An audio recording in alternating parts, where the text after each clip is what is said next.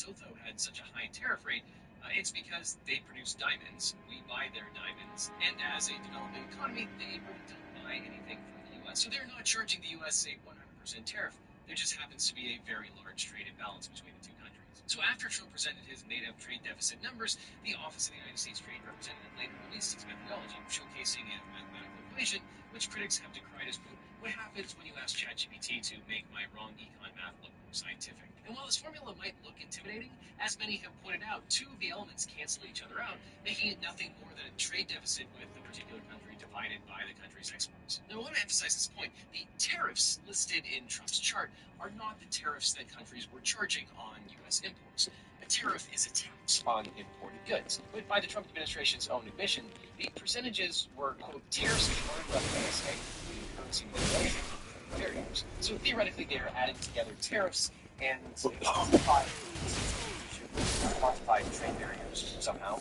Okay, but that is also wrong. It does not describe the percentages. That's wrong. The formula the Trump administration used by their own admission was to calculate what tariffs the U.S. would need to impose, or what change in tariffs the U.S. would need to impose to remove the current trade imbalance with any particular country and bring the trade imbalance to zero. Now, a trade imbalance, aka a trade deficit or trade surplus, is simply the difference between the value of goods and services a given country imports from the U.S. in comparison to the value of the goods and services that the U.S. imports from that country. Though, interesting to note, it looks like the Trump administration only looks at goods and not services, making any trade deficit look much bigger than it probably actually is. But in any event, there are lots of economists who believe that the relative bilateral trade imbalance with any particular country is irrelevant. Just completely important. Who cares? It's like saying that you have a trade imbalance with the supermarket since you buy more goods, groceries, such an old word, from the supermarket than they buy from you. The thing is, the Trump administration gets generally attributed to how to be very important as any trade imbalance. 10%. So on the left-hand side of the column, they purport to say what is the necessary trade increase to remove any trade imbalance. But generally, they say they will only implement half of that necessary tariff. Weird. And then they use an arbitrary minimum of a 10% tariff. Weirder.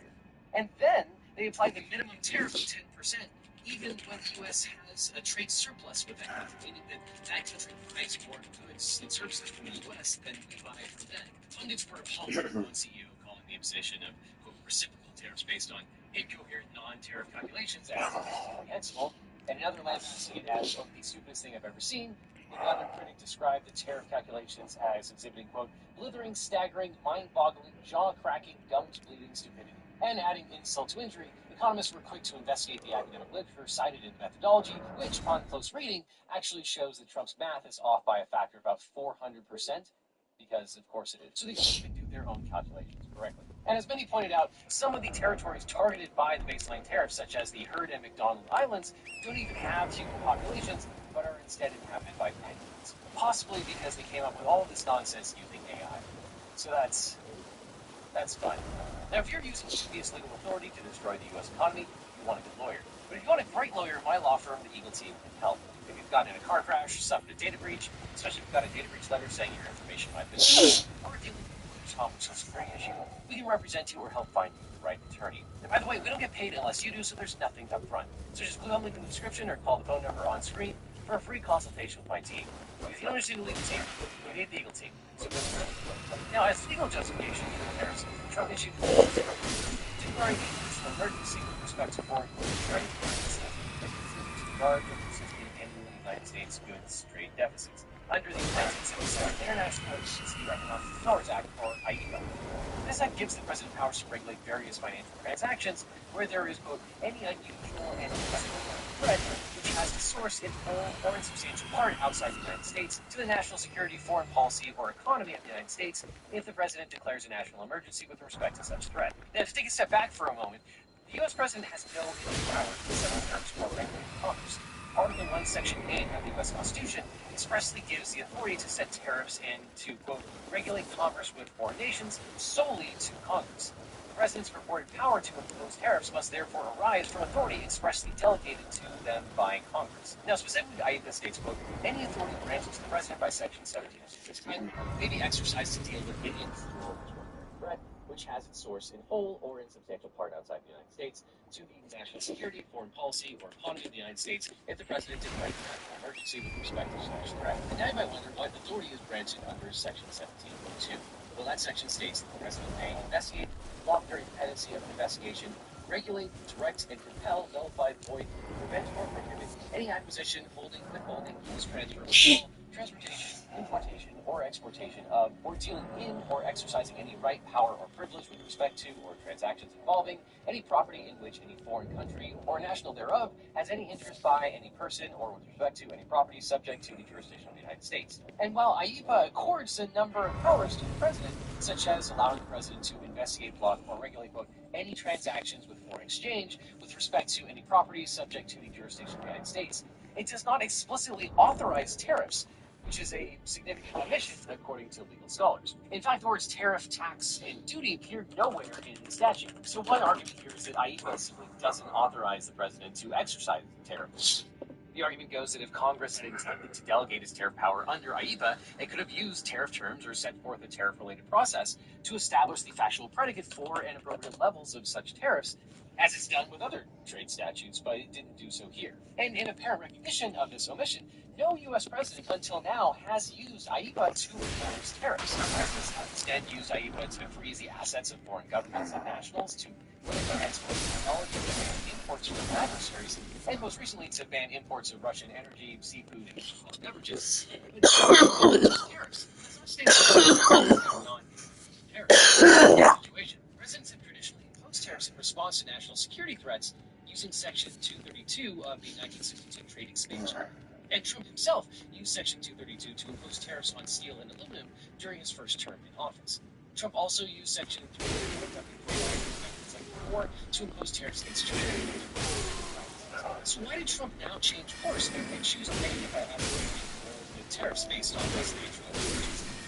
Well, because the Trade Expansion Act requires an investigation into the effect of specific imports on U.S. national security, and a related report to be issued within 207 days. IEPA contains no such check on immediate presidential action, possibly because it doesn't even authorize tariffs. But even if IEPA did explicitly authorize the imposition of tariffs, Trump's use of the statute could be problematic because it relies on the presumption that trade deficits constitute national emergencies or unusual threats. By its own terms, IEPA only applies where 1, the president legally declares a national emergency, and 2, the emergency at issue poses a, quote, unusual and extraordinary threat to the national security, foreign policy, or economy of the United States. One legal scholar has pointed out that far from being an emergency, a bilateral trade deficit is nothing new, has existed for decades, and are actually not a problem at all. Or as reporter Mike Matthew put it, quote, the only emergency here is that nobody in the administration understands what the trade deficits are. Now, allowing Trump to invoke a statute that does not expressly grant tariff authority and applies only during national emergencies to levy tariffs at his whim will give him and any future presidents carte blanche to invoke any inconvenience as an emergency triggering unchecked imposition of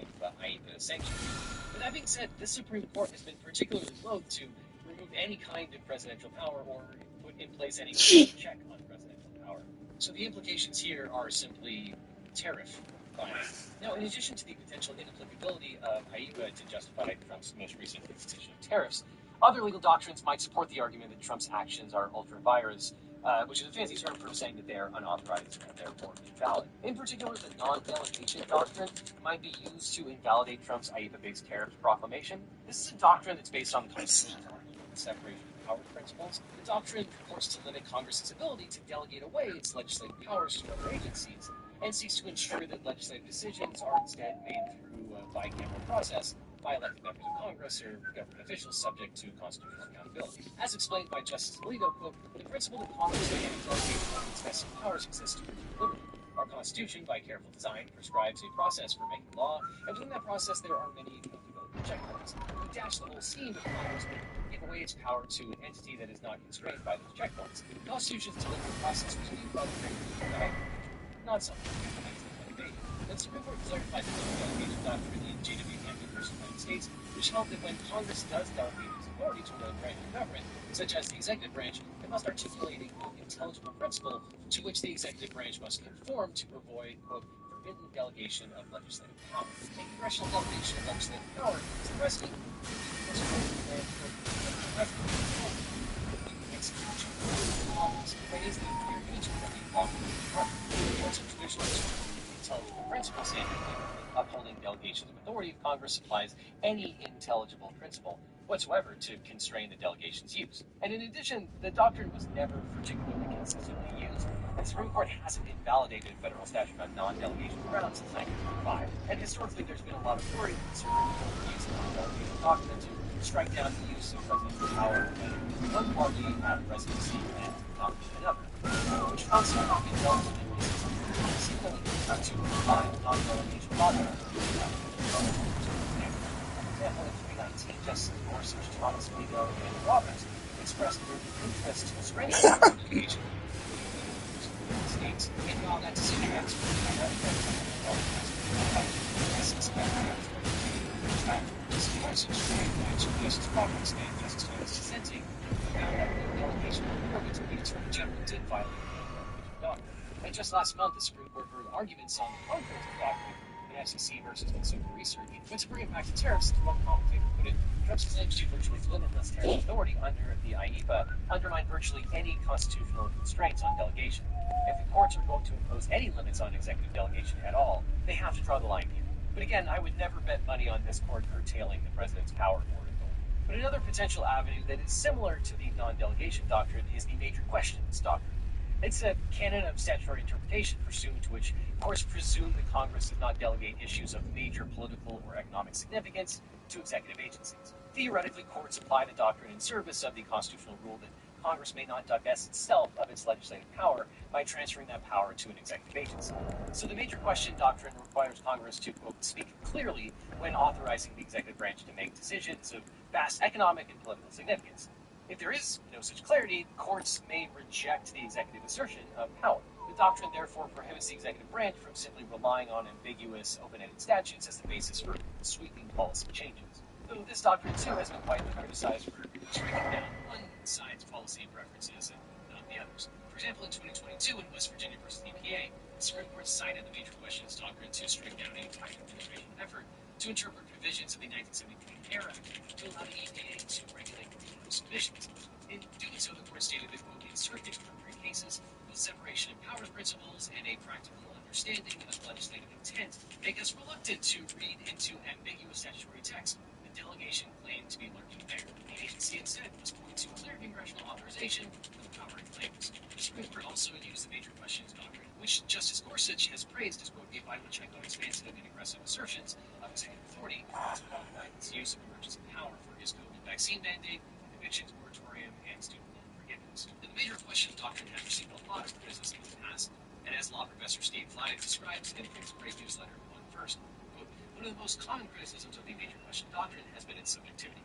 Whether a specific program involves a matter of vast economic or political significance will often be in the eye of the beholder. And even when it's clear that it is, the threshold the doctrine requires for statutory clarity is at best a matter of debate. That said, if the broad but open-ended delegation of power in the heroes that is listed forgiveness was insufficient, it sure seems like IEPA is getting clear, and it also seems like President Trump's tariffs ought to be any judge's test for a matter of vast economic significance. One need look no further than these stock markets for that. Thus, if judges and justices are going to be consistent about the major questions doctrine, there seems to be plenty of support for the conclusion that IEPA is insufficiently clear to support Trump's tariffs. But one might ask, what could possibly be more of a major question than Trump's sweeping use of IEPA to start the biggest trade war in a century? The argument would be that applying the major questions doctrine to IEPA shows that Congress did not clearly authorize the president to impose broad-based tariffs. So the argument would be that not only did Congress not clearly enumerate tariffs as a possible sanction under the Act, but the Act also is silent with respect to the mandate and how to exercise things. And in the absence of any such congressional clarity on the question of vast economic significance, the court might reject such exercise of power. As Georgetown law professor Jennifer Millman put it, quote, courts should find that allowing Trump to wave his magic Sharpie to sign an IEPA executive order imposing tariffs would upset the balance Congress has long sought to strike when it delegates its authority to the president. To permit IEPA, a statute that does not mention tariffs and is designed to deal with unusual and extraordinary threats to America's national security, to be used to impose tariffs at whatever level the president decides in order to create leverage to address any national emergency, is to suggest that there are virtually no limits on the president's power to impose tariffs. This gives birth to the law of the Constitution and separated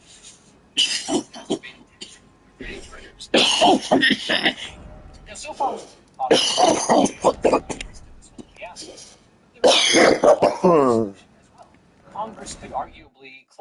its authority that is supposedly delegated to the president under IEPA. But this would be an uphill battle in light of a 1983 Supreme Court ruling that put a chokehold on congressional powers to curb authority delegated to the president. Now, prior to 1983, Congress often used legislative vetoes to retain oversight over the executive branch's actions, allowing one or both houses of Congress to overturn actions taken by the executive branch based on delegation of powers from the legislature to the executive.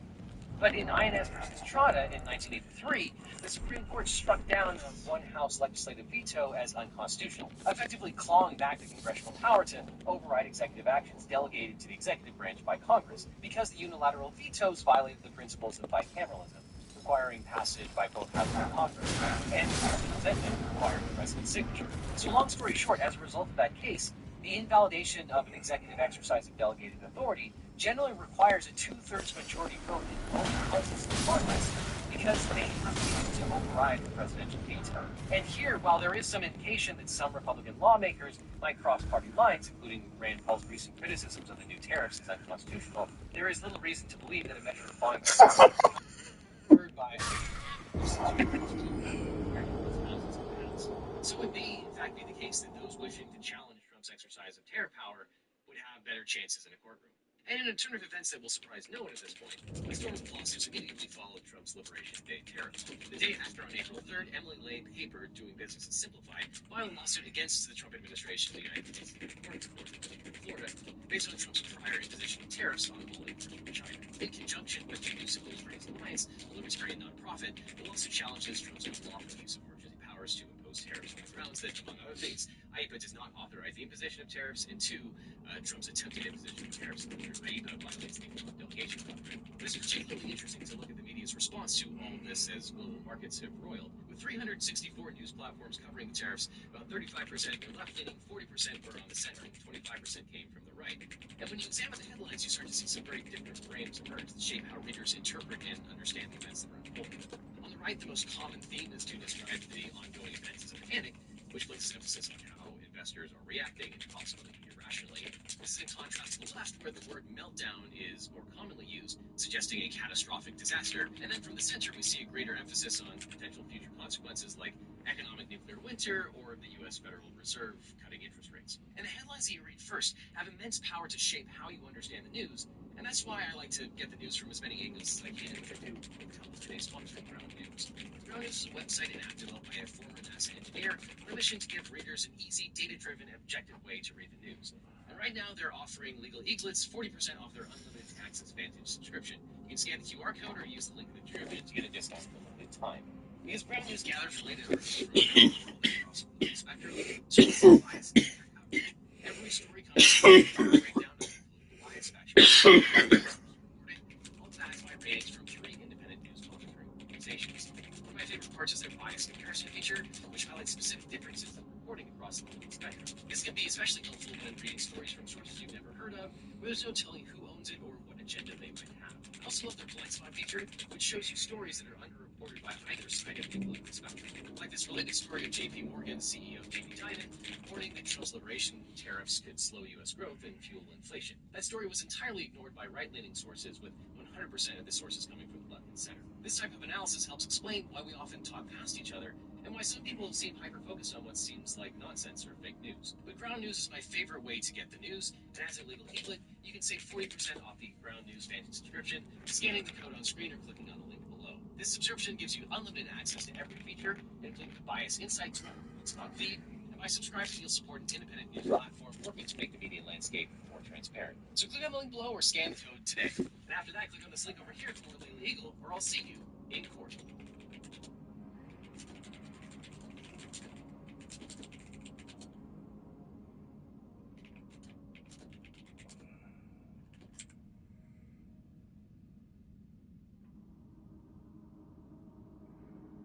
Have you seen there are a ton of guys saying that the hands-off protests were like astroturfed? So me and Gabe took about a 30-minute break, and we go back to the hotel to recharge. When we come back, this place is dead. Take a look.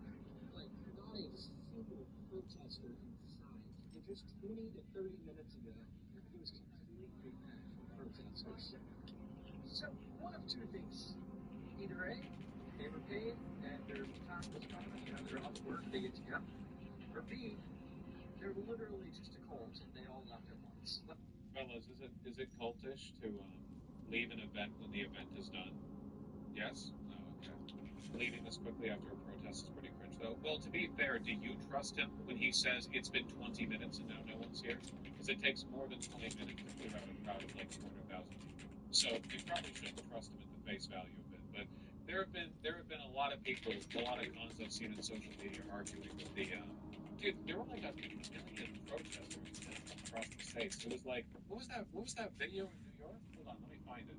I really discounted this. I feel a bit bad about it.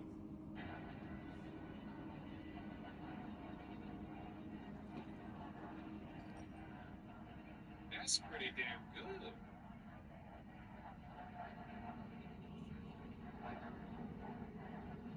They're all paid to be there. Yeah, every And single one of them. the crowd was so long that people could have gotten to Madison Square Park at the beginning and spent like a couple hours at the park and then left before the rest of the crowd made it to the end. Pretty nice. It's pretty good to see. There were some organizers for this event that are in the community. I know. Given the number of people who subscribe to the channel and how many people in America are actually invested in politics beyond like passing interest in the news, it's statistically likely that a lot of likely organizers are going to, use the community. I know that. There's going to be a lot of people who go out there for I don't know. It's kind of every building What the? 500 feet tall minimum. Oh, because he's Unfortunately, not strong enough to wield it. But I can use this. I know Let's that do there it. wasn't like a big top-down effort here. It was pretty grassroots. But you guys got to get some drones out there. You have to get drones out there because it's so important to do those top-down shots. I know a lot of you did. It'd be nice to have like a centralized, you know, Utah and Idaho are a bit of a shocker.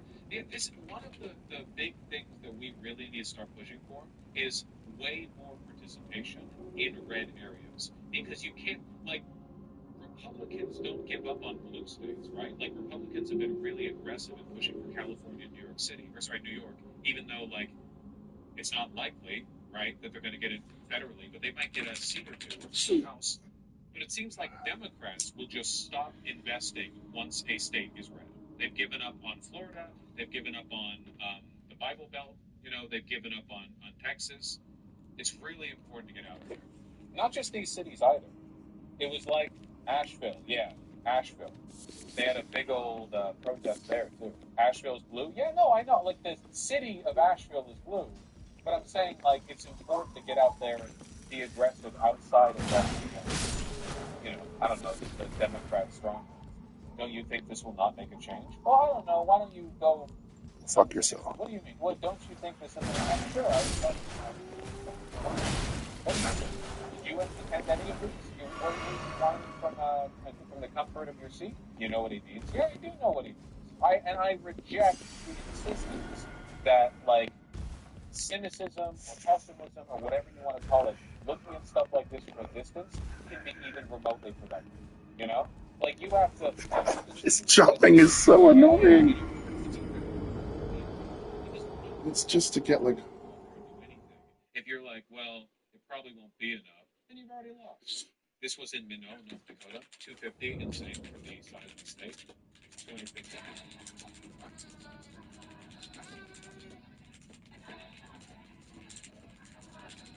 And I gotta say, not getting a positive impression of this landscape based on the shot that's being taken here.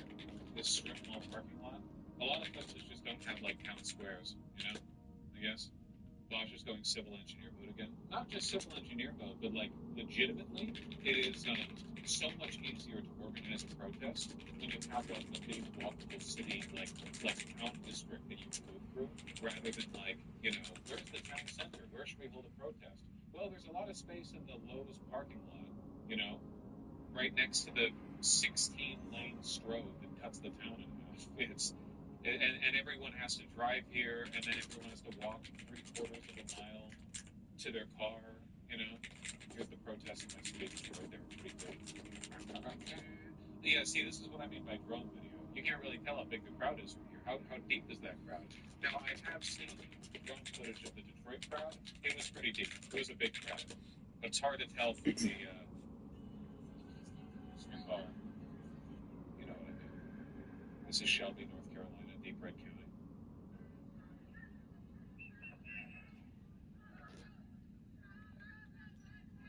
I see, this is really sweet, you know, even if you're respectfully shit-ass North Carolina bumpkin town has like 100 people, you know? Statistically speaking, some of those 100 people are not fascists. At least they're coming out. No, I mean it. It's good. Look, you have to understand. Okay, listen. I've basically always lived in big cities, so I'm saying this like from an outside perspective. But like in a lot of these small red towns, you you can be a Democrat or left leaning or even just something basic like a feminist or pro choice, right? And you can live your whole life like suppressed by the people around you. So to drive downtown and see a crowd, it's like a reminder, like it is possible. It is possible to do this. You can have these opinions. You're not alone in having them. And the people who have them are here. You know? That's important. Everyone should participate, even in shit ass North Carolina pumpkin towns.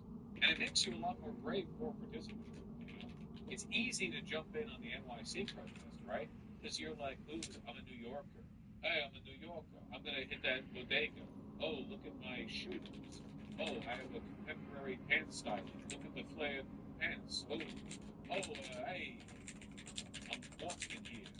Did you see that fat hog who took out his rifle to threaten the protesters? I did, and unfortunately, there's no way for me to cover this without making fun of him for being fat, which is not what's wrong with him, but it is funny.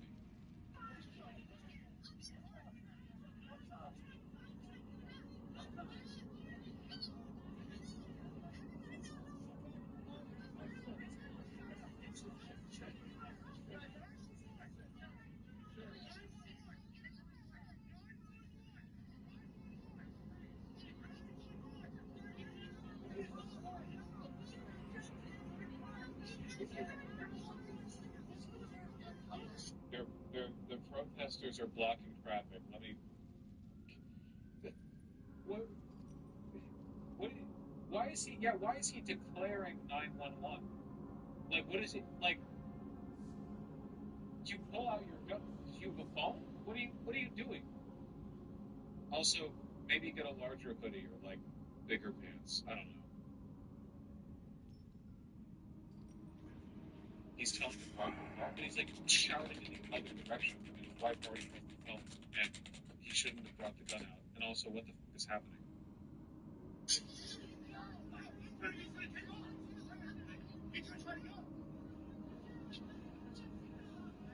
These white people are sagging pants, man.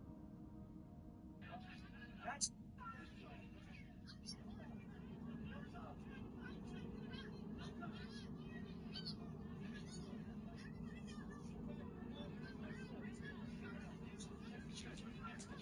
Jesus Christ. Need to go blast the hoodie? No, we need to make the hoodie larger, I think. Pulling a gun because someone blocked your car is such treat their behavior hoodie. Yeah, the crazy thing is too. Like, I'm just gonna go ahead and I'm apologizing for engaging in a bit of stereotyping here. I'm gonna guess that these two individuals are probably not occupying like a phenomenal socioeconomic, uh, like demographic category, right? I'm guessing. Like they've got a big car, but that might be all they've got. I don't know. I'm just guessing. Maybe I'm totally off. It's just like you are. This administration is not benefiting you, man. Like I don't know. He was arrested and released because of complicit cops who claim self-defense. Well, we do have very aggressive, like pro-gun protections in this country. He didn't brandish the firearm, right? Like he kept it lowered the whole time. Like he brandished it in a conventional sense, but he didn't brandish it in a legal sense because he kept it down. So does it matter? Well, yeah, it matters a lot. You're allowed to have a firearm. Pulling it out is brandishing? Well, no, that depends. If you have a concealed carry on you and then you pull out that gun, that is brandishing. But if you're open carrying holding the gun is not brandishing. It genuinely depends, and there's like a state by state kind of depends on the prosecutor. Washington's silly gun takes. Dog, I'm not making a moral argument. I am telling you what the law is. I'm sorry about the country I live in, racist or something. Fuck it, I'm just telling you. I'm not making a moral argument. Does it sound like I'm morally in favor of the guy? Trump supporter got mad about stop traffic, got out of his truck, put on a Trump shirt, retrieved. Wait, he was wearing a pro-Trump shirt? Did I miss that? He's got a hoodie on.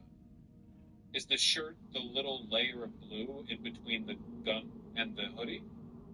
It's on the back? Oh, I see. Oh, okay, whatever that is in the back. So not a shirt. Nice reporting, the Daily Beast. Oh wait, that wasn't the Daily Beast. That was Long Time History.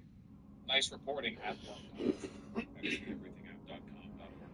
So what you're saying is I can commit armed theft but not actually armed if I don't raise the gun? No, I'm not saying that. I know you're being like cute with it, but like genuinely, the laws are finicky and complicated, and they really do depend a lot on whether or not you're right.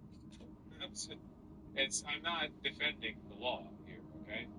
For over a century, Hollywood has been the heart of American creativity and a breeding ground for absolute monsters. And very few people embody this contradiction better than Roman Polanski, one of the greatest movie directors in history, and a man whose crimes have left a permanent stain on Hollywood and his legacy. An auteur and a degenerate. This is the story of Roman Polanski. Raymond Roman Polanski was born on the 18th of August, 1933, in Paris. His parents were both immigrants, with his father, Moises Liebling, being a Polish Jew, and his mother, Gula, being a Russian Jew. She also had a daughter from her previous marriage named Annette. So Roman's family lived in Paris for about 3 years until they moved back to Poland, to Krakow. At the time, Krakow was known for having a very large Jewish population, making up about 25% of the city's demographics. And obviously, this was a very complicated time to grow up in. Technological advancements in every area had begun to morph the world into something closer to what we see today. Culture and art were becoming increasingly accessible thanks to movie theaters, where films across the globe could be seen by anyone. And as early as age 5, Roman was fascinated with movies. He loved going to the cinema with his parents. Sadly, there wasn't much room for him to indulge in his newfound hobby, as Europe was on the verge of war. Seeing the writing on the wall, his father rented an apartment in Warsaw, Poland, which was a bit further away from the German border, and he temporarily sent his kids there to live with his mother. He hoped that the distance would protect them from whatever conflict was going to come. He was very wrong.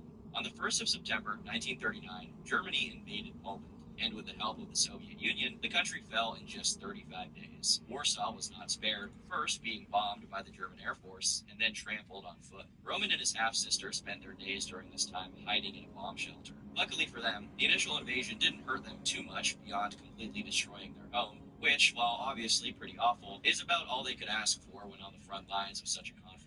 When the dust of the initial invasion started to settle, Poland ceased to exist, now split between the two conquering powers. The western half came under German occupation, and given that Poland had one of the largest Jewish populations in Europe at that time, the Germans had no qualms about being very, very ruthless with them.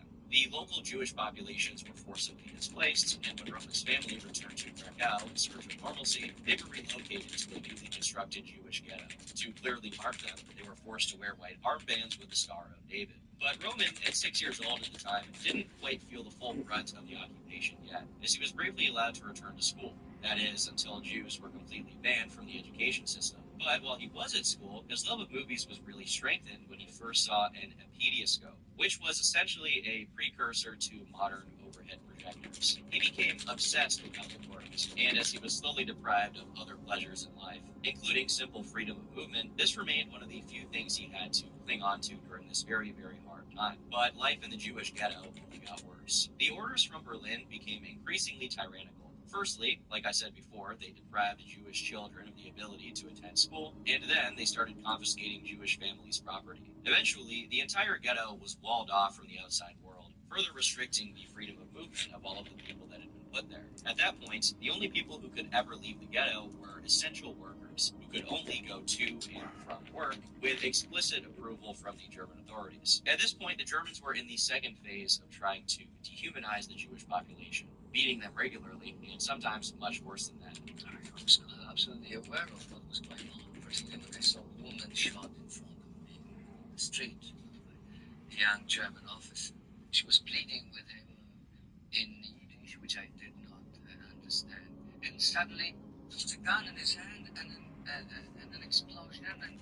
blood sort of burst from her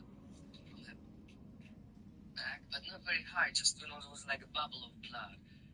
And I just ran away.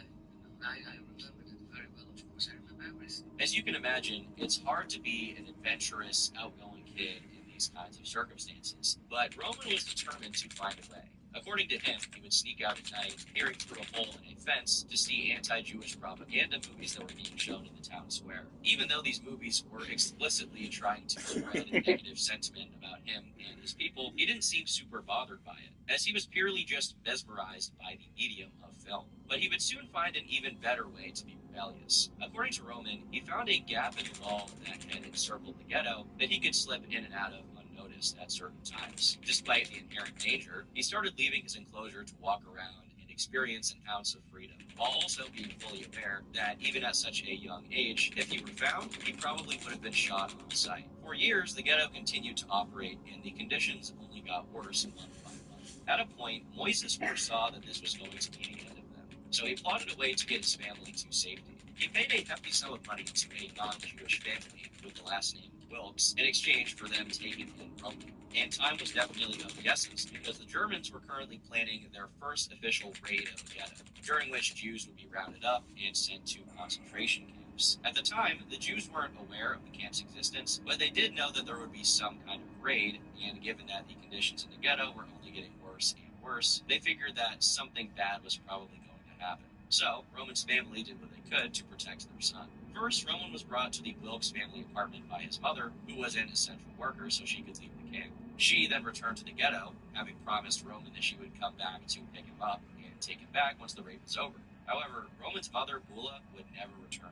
Instead, Moises came, informing Roman that his mother had been taken away. They didn't know it at the time, but she had been taken to a concentration camp, but they were still holding out hope that she was safe somewhere and the Germans would return her. In reality, she had been one of the first people exterminated in the camps. Not only that, but she was also pregnant at the time. But this was barely the beginning of the hardship and horror that would be faced during this time period. More raids ensued shortly after. At the time, Roman had made a friend named Stefan, whose parents had both been taken away in a prior raid. At one point, the two of them found themselves in the town square where Jews were being rounded up before being taken away. At the time, Roman asked a local Polish officer who was organizing the crowd if they could go and check out that apartment. The officer agreed, and the boys started running until the officer quietly ordered them to don't. He most likely did this so that the boys wouldn't arouse suspicion and be shot, which there was a very high likelihood of happening at the time. Roman eventually made his way back to the ghetto to meet his father, with the family thinking he would simply be able to evade the area whenever the raid happened, and then return whenever it was less dangerous. But they couldn't keep dodging him forever.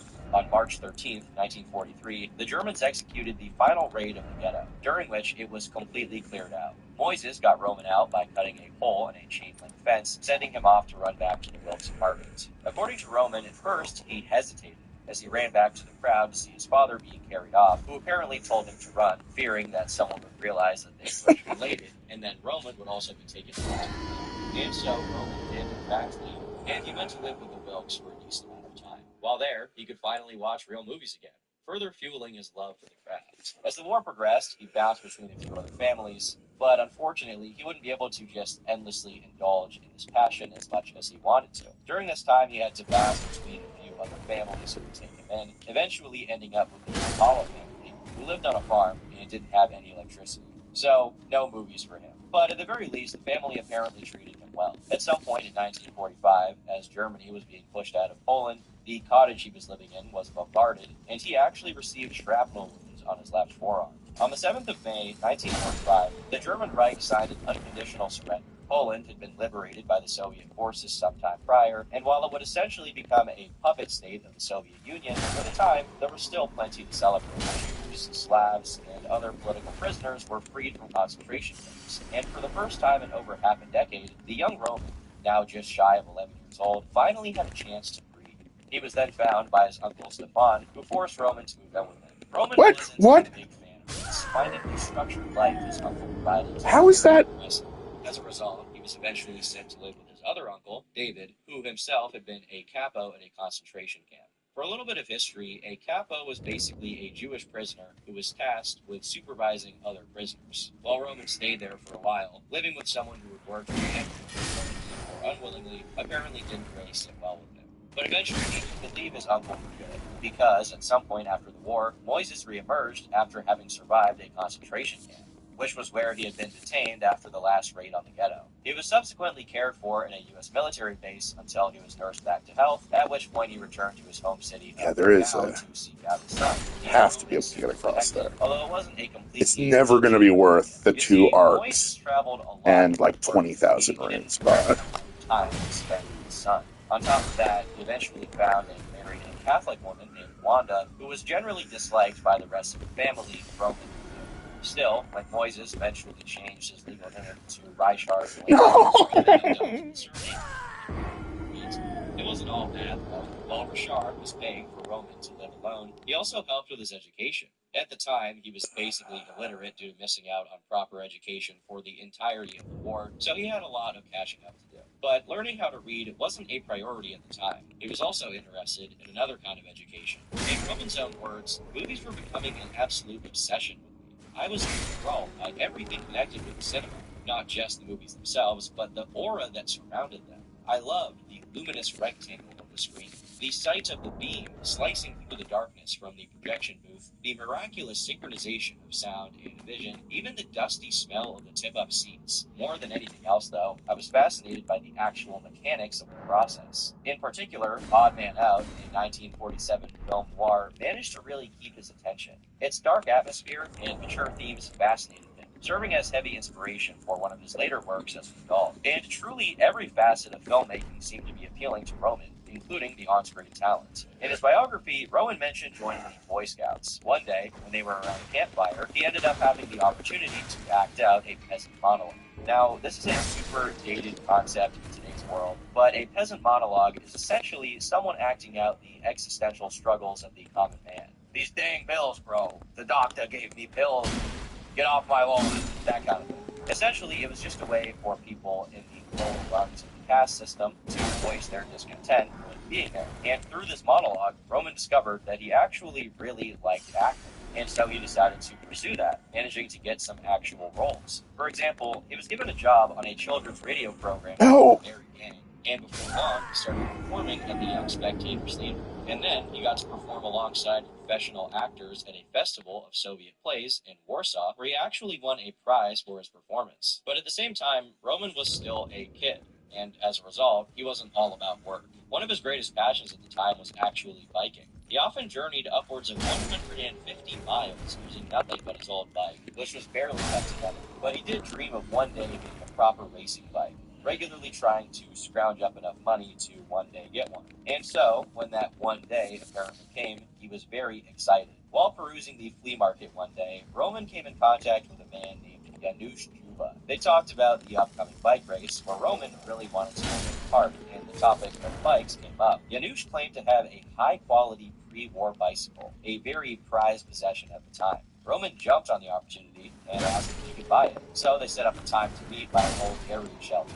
Roman also brought a friend with him, which this man didn't seem too eager about once he approached. He told Roman that the bike was down in the bunker and made him walk down the steps to get it. But once Roman was down there, he quickly discovered that there was no bike. Instead, Janusz hit him over the head and stole his watch before walking away and acting like nothing had happened. But perhaps for the first time in his life, Roman got lucky. After stumbling out of the bunker, he and his friend chased after the man, and with the help of curious onlookers, they managed to stop Janusz from escaping. Janusz tried to keep things off as one, even trying to sneak the watch to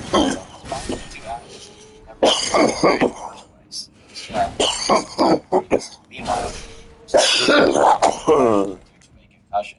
Eventually, the police came to visit him again, trying to get more information about Janusz. At which point, they also revealed that Janusz was a career criminal who had done the same thing to 8 other people, 3 of whom had died. He was then sentenced to execution. For Roman, this crushed any desire to pursue cycling at the time, and with nothing else to do, he gave his life completely to the art of acting. When he was 15 years old, he started attending college, which he promptly left after he went to puppet theater instead. He didn't want to go to school to be a miner or an engineer. He wanted to go to school for the arts, but he still needed 1 year of classical education to enter drama school. And so he enrolled in a school of fine arts. That he didn't last very long there either, as his favorite teacher kicked him out alongside his friend. although I haven't been able to figure out the reason. So he ended up getting his diploma elsewhere. But unfortunately, things weren't smooth sailing from there. Having been previously expelled from school left him in limbo, and even after he got his diploma, there wasn't much upward movement for him. That was until he was given a small role to act in a student film called The Three Stories, where he had the honor of working with students from the highly prestigious Lodge Film School. Having made friends with people who would go on to become decorated filmmakers, he mustered up the courage to apply for film school, although it wasn't Lodge itself. Instead, he applied to Krakow Drama School with the plan to transfer to Lodz, but his application was instantly rejected. This was bad not only because he couldn't fulfill his dream, but also because it made him eligible for the draft. Having had enough of war during his early childhood, he attempted to escape Poland by being smuggled on a train, but the scheme failed. Now, he was officially on the clock, as the moment he turned 18, he'd be handed his draft papers and required to join the military. And then, he got perhaps the luckiest break of his life, when Andrzej Wajda, who would become one of the most prolific Polish directors in history, cast Roman in his first major film, titled The Generation. This was then followed by another role in Magical Bicycle, which was scheduled to film in Lodz. Despite the fact that he hadn't officially entered a college, when he finally turned 18, his ID had officially marked him down as being a student, and so he was not required to join the military. 1 year later, Roman was one of just 8 people who were accepted into Lodz Film School, and so his career as a filmmaker officially began. After this, life really started to improve in ways he could never predict. Being the free-spirited young man that he was finally surrounded by like-minded people who appreciated the art of filmmaking just as much as he did. The college was one of the few places where they could also readily watch foreign films that had been banned for public view, including American classics like Citizen Kane. At this point, he also moved from just acting to also trying his hand at directing. In 1955, he made his first ever film called Bicycle, which was unfortunately lost to time after he accidentally sent the film to be developed in the Soviet Union. He only got back the first reel of it. Not much is known about the film, other than that it was a recreation of his near-death experience on the Age. Still, the movie was definitely a learning experience, and in 1957, he released 2 movies, one of them being titled A Murder, which is 1 minute long, and is just a man being stabbed to death over and over again. As you can probably tell, Roman's past experiences growing up during the Holocaust and then being nearly murdered by a serial robber definitely informed his perspective on filmmaking. All of these movies had some pretty dark themes, and just as he had the chance to peek at Western culture through Western movies, he also got a unique opportunity when citizens of the Soviet bloc started being handed permits to travel beyond the Iron Curtain, namely to Paris. Given the fact he already lived there as a young kid, Roman jumped on the opportunity, and after months of applying for the papers to go there, he finally made his return to the City of Love. And as it turns out, he wasn't the first of his lineage to get there. Remember Annette, his half-sister? The Germans had taken her to the Auschwitz concentration camp, but unlike her mother, she survived, moving back to France before the Iron Curtain closed. She now had a life and family of her own in Paris. After a happy reunion with his sister, he took a trip to the Western world, experiencing things that just didn't exist in communist, like having multiple products. Much more importantly, the filmmaking scene in places like Paris. And he even went to the Cannes Film Festival, where he saw movies like The Seventh Seal, which is considered to be one of the greatest movies of all time. When he returned to Lodz, he had a lot of stories to tell, and much more importantly, a lot of work to do, as he went on a movie directing spree. One of the first movies he made during this time had a pretty weird concept. Roman invited a number of people to a dance, playing live music and encouraging everyone to have a good time while filming the entire thing. But unbeknownst to the partygoers, he had also hired a group of people to invade and they turned all upside down, shoving people, overturning tables, spilling drinks, smashing bottles, and just generally causing a lot of chaos. While this may seem pretty tame today in comparison to YouTube prank videos, at the time, this was considered extremely controversial, with the filming of Break Up the Dance almost getting him kicked out of film school. Besides causing multiple injuries, the whole thing was seen as a practical prank gone way too far, which, honestly, is a relatively accurate interpretation. But in the end, Roman managed to avoid it. After that, he just kept on making movies, which were received much better than his first official foray. While filming one of these, he met a woman named Beja, who would later go by Barbara, a then 18-year-old woman whom he fell in love with. This was despite the fact that she was somewhat on the adventurous side, as she was already having an affair with a director who was a dozen years older.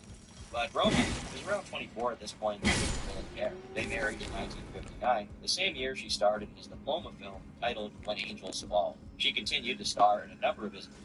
Sometime in 1961, he began work on his biggest project yet, a feature-length film called Knife in the Water, a dramatic thriller that told the story of a couple going on a cruise on their yacht when they end up picking up a male hitchhiker. The boyfriend and this new arrival are antagonistic until things eventually get violent. This movie was filmed back home in Poland almost entirely on a boat. The shoot was extremely difficult, as at the time, Beja was also cheating on Roman, which didn't leave him in a very good mental state. The film itself was also marked with tragedy, as a close friend of his named Andre Munk, who was starring in the film, died in a brutal car accident a few days before the shoot finished. Roman himself got into another accident shortly after, where he personally sustained a severe head. Devastating as this was, Roman kept working on it. Finally, which released that year, Film Festival, 1970, to really make it in the West and won a bunch of other movie awards outside the United States. To put it mildly, this movie really put Roman on the map to other filmmakers and directors, but simultaneously, the confines of communist Poland were simply becoming too small and limiting.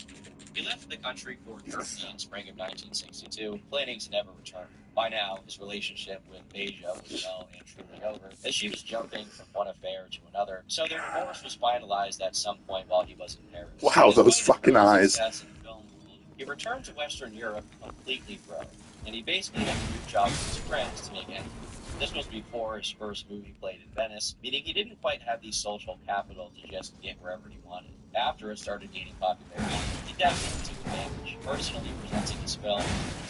With his at the time very poor English, he decided to cut his speech short by saying he's better at making movies than he is at making speeches, which got a standing ovation even before the movie started playing.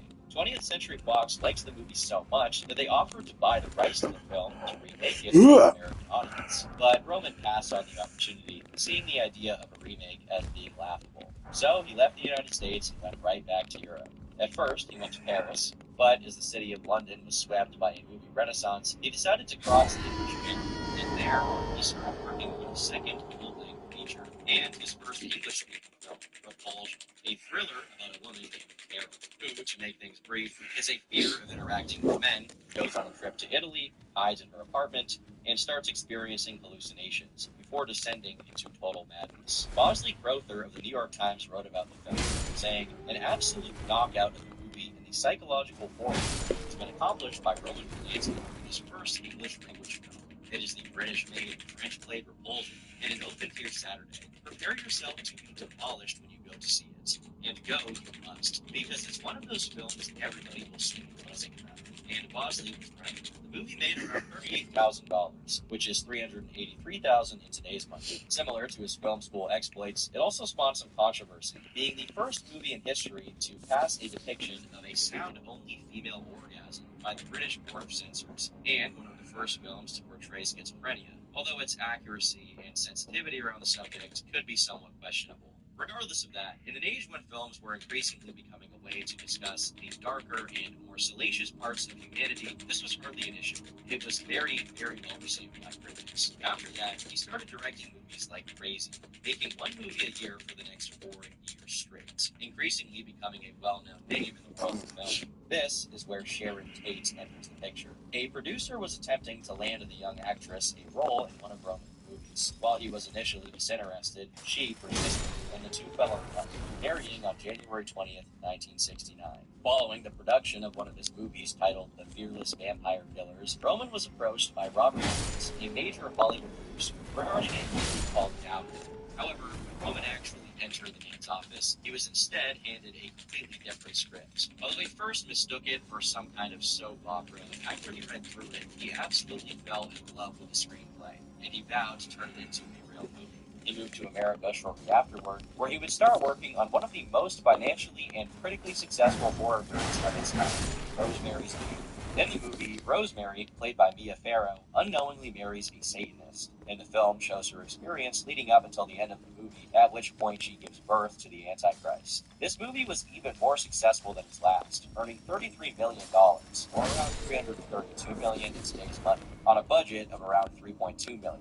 meaning it made back 10 times its original budget. By now, Roman Polanski had successfully escaped the persecution of his youth and gone on to become one of the most prolific directors of his era. But as the late 60s became known as the age of hedonism, his directorial work ethic was soon overshadowed by his insatiable. Roman had already been known to be pretty sexually active even before meeting Sharon, but with the marriage, rumors began to spread of infidelity. According to Sharon Tate, a wife by Ed Sanders, Roman regularly forced Sharon to take drugs and partake in sexual affairs, including threesomes with women he would pick up on the beach. Sharon's friends claimed it was a very controlling relationship where she never really felt comfortable speaking out, and where almost all of her life was micromanaged. It's pretty interesting to note that Roman described her later in life as the ideal housewife. To add to the degeneracy, he supposedly made her take part in literal orgies, which he would record for his own pleasure. Sometime in December 1968, she became pregnant with Roman's child. According to Ed Sanders' book, he had zero intention of keeping her, and he tried to force her to get an abortion. When she refused, he moved back to London and had an affair with a woman named Michelle Phillips. This was supposedly done out of protest, although Sharon still refused to abort the child, after which he supposedly started treating her very poorly, cruelly bringing her down in public by calling her names like dumb hag and criticizing her for expressing her opinions. It should be noted, though, that this information was mostly from testimonies made by Sharon's friends, and it wasn't necessarily an accurate depiction of what was going on. It doesn't help that most of their testimonies are from the perspective of being told about these things from Sharon instead of seeing them for themselves. So take some of this stuff with a grain of salt. Still, given what he'd get up to later in life, it's not an entirely unbelievable story. For this part, he readily admitted to cheating on her, saying that's just kind of the man he was. A spontaneous decision in the life of a man.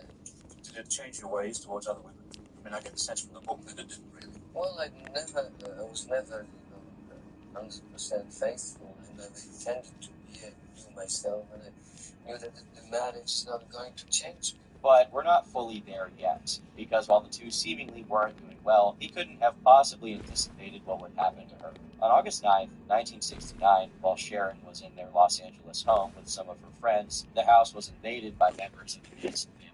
Charles Manson was the infamous cult leader who was arrested after telling his cult followers to commit a series of murders. Sharon, alongside Jay Sebring, Abigail Folger, Wojciech Frykowski, and Stephen Parent, were all brutally murdered in order to start a race war and ultimately an apocalypse, which Manson called the Helter Skelter. They were all stabbed a dozen times each, and their blood was used to write on the walls. Originally, the police found out about it after someone had called in a fire at the residence. But of course, there was no fire, just a bunch of mutilated bodies. This death hit Roman like a ton of bricks. According to a friend of his, Andy Bronsberg, Roman basically disintegrated in front of his eyes. Unfortunately, this wouldn't stop the press from aggressively hounding him, which led him to utterly despise the media. According to a later interview, he had actually been accused of being an accomplice to the murders by some of the media. It's part of human nature. I mean, I was accused of being one of the accomplices. But, again, I thought that rather really, but it was like a great psychological test, like great psychoanalysis.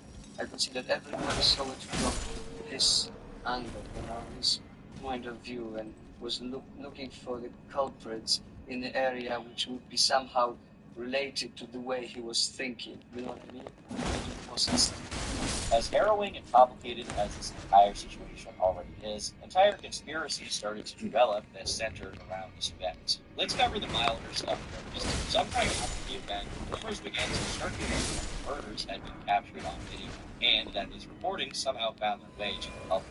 This caused a massive moral panic, which some people, including one man named Alan Shackleton, took advantage of by purchasing rights to a low-budget horror movie which he called Snuff. It had no actual relation to the murders at all, and it was simply released to generate outrage and get asses in seats. The rumors of the actual Snuff tapes never really developed into anything concrete, and as far as I've been able to tell, there's no truth to that story. But here's where things get a bit weird. Ed Sanders, the same writer who had some not-so-nice things to say about Roman and Sharon's relationship, did his own deep dive on the Charles Manson family in his book titled The Family, where he made a number of very interesting developments. starters, I have to introduce you to a completely separate cult, the Process Church of the Final Judgment. Originally appearing in Great Britain, the cult was founded by Harry N. Clean and Robert A. Grimston.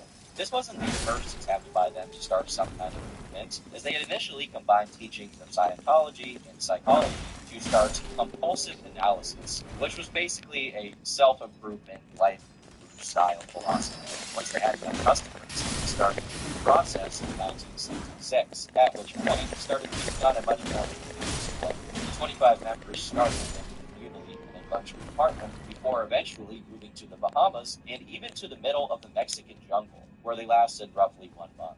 What makes this cult unique is just how different their religious beliefs are. While it is vaguely based on Christianity, they took a far more Gnostic approach. They believed that Jehovah, or Jesus, and Lucifer were two sides of the same coin that effectively complemented each other, and that you had to accept both to understand Jesus truly in his true form. What that effectively meant was that you should recognize the devil and evil within yourself. Of course, this caused them a fair bit of controversy. In trying to stand by this principle, they named their 24/7 coffee shop in London Satan's Cavern. With such unusual naming conventions, people quickly began viewing them as a satanic cult, which I guess they kind of were. It didn't help Yeah, that for real. asked in this movement basically Satanism, Roberts responded that all people must become Satanists in the course of their life to reach Jesus. The cult never became a super big, substantial movement, but they were doing a decent job of branching out. They had chapters across multiple countries, including Germany, England, Italy, and the US. One particular chapter, in San Francisco, just so happened to be very close to Charles Manson's place of residence. So here's where the conspiracy theory comes in. In the original version of his book, Ed Sanders claimed that Charles Manson may very well have been a member of the Process Church. The church themselves were very quick to sue the writer, and in a settlement in a U.S. court, the publishing company behind the book granted that the claims were unsubstantiated.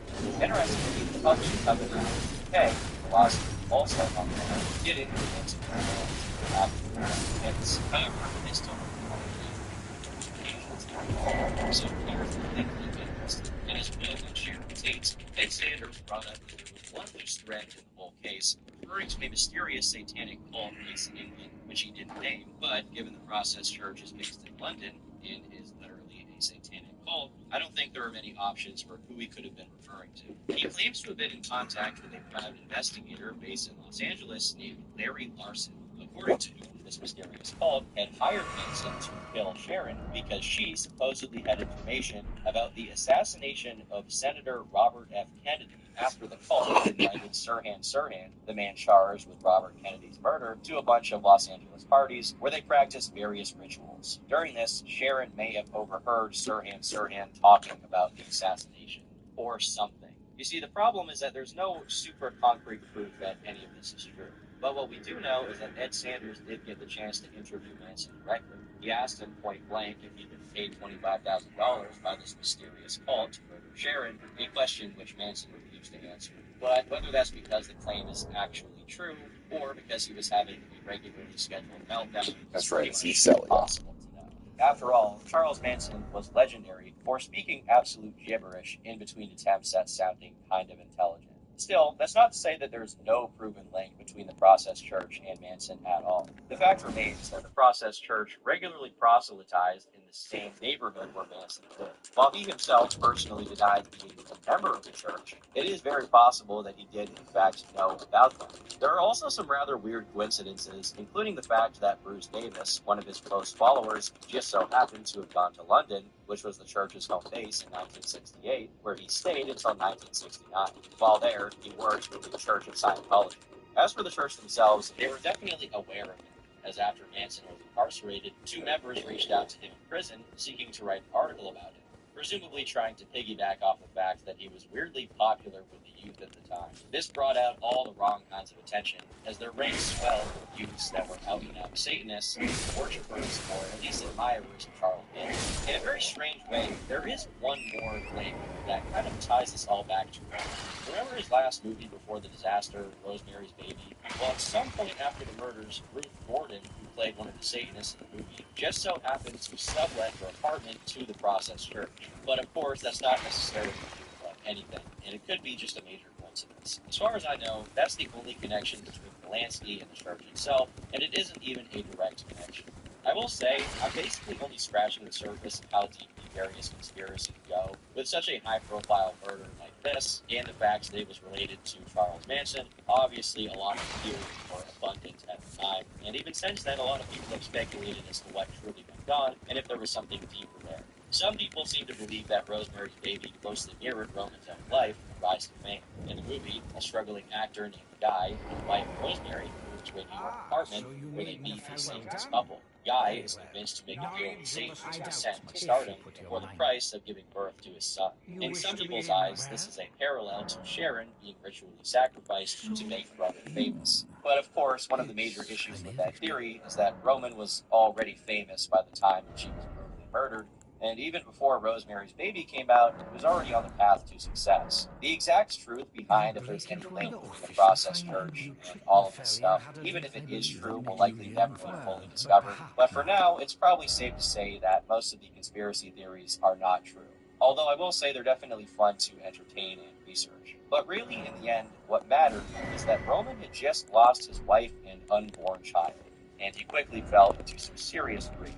Prior to the perpetrators being found, he was convinced that one of his friends may have been involved in the tragedy, so he visited every friend he could, spraying their cars with chemicals to see if there were any traces of blood. His brief detective stint ended when the Manson family was arrested, and the only thing left for him to do at that point was to find a serious coping mechanism, which turned out to be lots of extramarital relations. After the murders, it seemed like, say, 6 months after you go in the Alps, and consorting with these girls from finishing school and so on. I can see how you would sort of try to delude yourself like that, but is it wise to say so? Yes, it's wise to say so. Why not? Try to, that's the way it was. That's the way it is, you know. I mean, just different people, different ways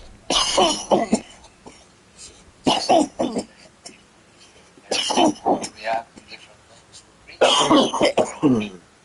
Go to the monastery, others start visiting houses. For the next couple years, he took a complete break, not releasing another movie until 1971. But after he had his time in porn, he did in fact get back to work. He released 2 films in 1972, and in 1974, he directed one of his most popular movies to date, Chinatown, a detective film starring Jack Nicholson. It follows the story of Jake Guinness, a private investigator attempting to uncover the grand conspiracy behind the Los Angeles water supply. The film shows Nicholson's character slowly unraveling the conspiracy, only to find out he knows the dark bits. In the end, Jack's love interest and the one at the center of the conspiracy is killed, to which Jake is told, "Forget it, Jake, it's Chinatown." Today, it's considered an extremely important movie in the history of filmmaking. The screenplay is considered to be one of the best ever written, and Polanski is widely credited with pulling it all together, which he definitely did do. In '76, he released another movie called Lieutenants, once again to widespread appeal. But this was basically the last bit of uncontroversial success he would ever get to enjoy. When it comes to discussing the crimes of those like Roman Polanski, it's a little bit difficult due to just how graphic things can be. So I'm going to have to use a somewhat vague wording here and there, not too technical in some of this stuff, but there are much more detailed accounts out there for the more this. On February 20th, 1977, Roman picked up a 13-year-old girl named Samantha Guyton, the daughter of a worker, his friend.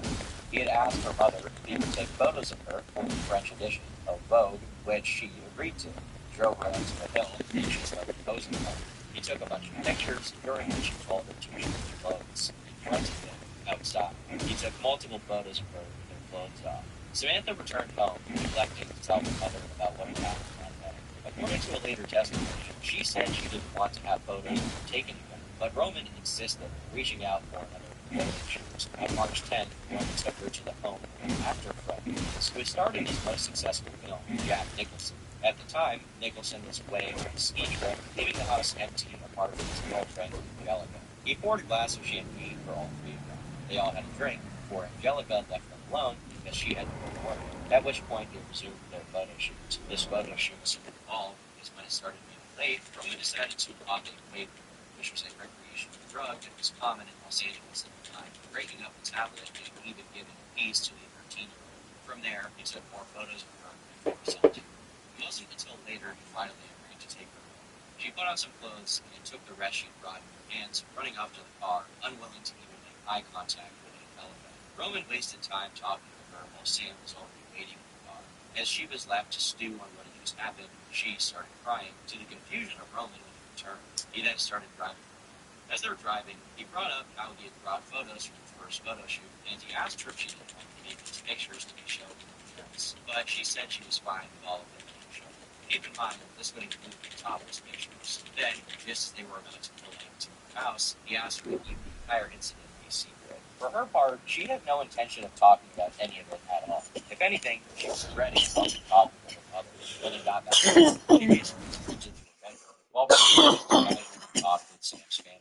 Perhaps his parents wouldn't mind seeing but he casually pulled out the envelope with content from the first photo shoot and to the two parents could hardly believe what they were looking at. At first, they were taken aback by how unprofessional the photos looked, which was surprising given Roman's background in photography. But it all went to hell once they saw the topless photos. In the end, Roman left, saying he needed to make a phone call, while the rest of the family was just too stunned to do anything. While all of this was happening, Samantha called her boyfriend, Steve, asking him to come over, which he did. While they were alone in her room, she told him the entire story of what had gone down. But just as she spoke about it, her sister overheard her and quickly told her mom. Within 24 hours of the incident, Roman was arrested and his bail was set at $2,500. During his arrest, he had also tried to dispose of his bottle of Quaaludes, not wanting to be picked up on a drug charge. Strangely, at the time, the media was actually quite sympathetic towards Roman. It didn't help that Angelica testified in the case by saying Samantha didn't look distressed at a quick glance. It was even worse in the European press, where the whole thing was seen as either a malicious hit piece against them or just a sign of the United States' obsession with sex. Samantha was called to testify before a grand jury, where she gave all of the horrific details. Roman was promptly indicted with 6 charges on March 24th, including SA, giving drugs to a minor, and sodomy. But if Roman hadn't done enough to be the villain of his own story, his court strategy may just push him over the edge. You see, he didn't see anything wrong with what he did, but he did know that it was illegal. So, he pled not guilty, and through his lawyers, argued he'd never even had sex with her. There was reason to believe that at the time the strategy may have even worked, as the only physical evidence that remained for forensics was traces of semen on Samantha's clothes, but no sign of sperm. This meant they couldn't actually identify who the liquid had been. The defense planned to argue that the semen was which they based on the fact that she had prior to being Roman. Later, argued that Samantha had fantasized about coming in to try to discredit. Things changed when they decided to do further forensic tests on the clothes. By then, Samantha's lawyer really wanted him to take a plea deal in order to protect Samantha's identity from being further dragged through the mud. But after the results, Roman's attorney expressed the director had agreed to a plea deal. The terms ensured that Roman would only plead guilty to one of the lesser charges, namely intercourse with an underage person. This would have resulted in a time-served sentence for him, meaning he wouldn't serve any additional guilty. However, the judge wasn't exactly satisfied with this, so he ordered that Roman undergo a 90-day psychological evaluation, which was supposed to be done in prison. But instead, the judge decided to defer the judgment so that Roman could return to Europe to work on his updated movie. But because Roman just couldn't help himself, he allowed himself to be photographed at Oktoberfest with a cigar and a bunch of young women surrounding him. This, of course, meant that, firstly, he wasn't working on his movie, and secondly, he was around young girls again, which didn't look very good. This enraged the judge, who ordered him to return to the U.S., and so he went straight back to prison, although he was released after serving 42 days of his 90-day psychological evaluation. By the end of it, the psychiatrist determined that Roman was in no way mentally ill or a sexual deviant. And not only that, the psychiatrist determined that he had a strong moral character and above average intelligence. This whole case gets really weird from here. The judge presiding over this case was one Lawrence Rittenbaugh. He was a member of the Jewish Hillcrest Country Club, where he regularly hung out with celebrities. He was very attracted to high-profile cases, including Elvis Presley's divorce and Marlon Brando's child custody battle. When the Polanski case started, he dismissed the judge originally overlooking the case and appointed himself to it. As it turns out, this guy loved publicity. Apparently, while at his country club, he couldn't stop himself from telling everyone about all the high-profile cases he was involved in. And the Polanski case was perhaps the most important he had ever worked on. So important that he went on to have an interview with People magazine where he claimed the people of California were more sophisticated than anywhere else in the country. To put it mildly, he seemed to be very unprofessional, and it appeared he had already decided he would lock Roman up for 100 years. According to later documentaries, he even told the prosecutor and Roman's attorney to plead their cases directly to him, after which he would make a judgment he had already prearranged. Despite the fact that both the defense, the district attorney, and Samantha's personal lawyer all agreed to the original plea deal, which would mean that Roman would get 0 jail time, the judge refused to accept it, telling them that he wanted to give Polanski a longer sentence, but that he would make sure Roman would get released after 120 days. Sadly for Roman, this severe mishandling of justice wasn't really reprimanded. Despite the media support and his Hollywood connections, many people saw him as either cursed or outright involved in Satanism. So the idea of a judge throwing a book at him, even if due process wasn't upheld, probably didn't really bother many people. As for Roman, though, this really threw a rock into his plans to, well, live and make movies. So, before the sentencing, he fled the United States for France, and he eventually relocated to Switzerland. A warrant was issued for his arrest in the United States, but it couldn't be enforced, and so began Roman's exile. From that point on, he could never return to the United States, lest he be held in jail for his crimes. But his time away from the States wouldn't stop him from filmmaking. He released a movie called Tess in 1979, starring a 15-year-old girl, Natasha Kinski, who he was also in a relationship. She was of the age of consent in France, so it was technically legal, but obviously that's not good. I don't think I really need to spell out why you shouldn't be dating a 15-year-old. But Roman was officially free in Europe and continued making films. In 1983, Roman gave an interview with Five Worlds, a very popular Australian podcast. Most of the interview focused on his life prior to the incident with Samantha, from his time in Meadow to his pathway to success in Eastern Europe. We mostly just get the same information that I've covered previously. But when they finally started addressing the elephant in the room, it got a bit more interesting. But the newspapers and the magazines and books talk about you with little girls. Is there anything in it? I like young women, let's put it this way. And I think most of men do that. The question turns on how young. Well, yes, well, if you come to a concrete case for which I have been behind the bars, and that's what you want to talk about. Roman discusses the circumstances of how he got the French Vogue assignment, explaining he found it interesting specifically because he was tasked with photographing young girls. And I found it quite I suppose you must know indeed one must be because I true. like girls on the stage. I'm sorry to I haven't the girls great on the any stage now for some reason for a like true and He goes on to talk about I just must how be given a difficult this true- time was for him because of the supposed media witch hunt against him. He also covers what he perceives as the judge's mismanagement of the whole case. In general, he basically spends this whole time playing the victim, acting as if he did absolutely nothing wrong. Granted that you have this interest in young girls, and have never concealed I why can they do deny. happen. Was it an incident like the one that happened, more or less bound to happen eventually? Well, looking back at it, probably it was bound to happen. But probably the most disgusting part of this is that he goes on to claim that because Samantha had already lost her virginity, it was basically impossible for her to have been essayed by him. He even complains that no one else he'd been intimate with had the same legal trouble that he did. After a whole lot of waffling about how the age of consent in California, which is 18, is far too restrictive for his personal tastes, the topic eventually moves to Nastasia, his 15-year-old fling, and he gets a bit heated here, insisting that it was all okay because it was legal due to France's age of consent at the time. Because age is You everything. mean children, or you mean Age is everything. The law is about age, not about maturity or wisdom or future stardom. I'm talking Yeah, like... but in France it's 15. Okay, so it's in France. This interview didn't really change much of anything. He still continued to work, releasing 2 more movies in the 80s and a bunch of projects in the 90s, including music videos. At the time, he was basically allowed to go back and forth between France, Switzerland, and Poland, none of which were willing to do anything about his indiscretions for the time being. In 1988, he also had another relationship, this time with a girl who was 19. Emmanuel Seiner would go on to star in a number of his movies as either the main character or as a side character. Oddly, despite how absolutely horrendous his previous crime was, he still had a substantial following in Hollywood, with many directors, actors, and producers seemingly wanting to separate the art from the artist, which becomes kind of a hard argument to make when you realize that he never actually died when any of this happened. And weirdly, there's a lot of content out there that actually defends his behavior.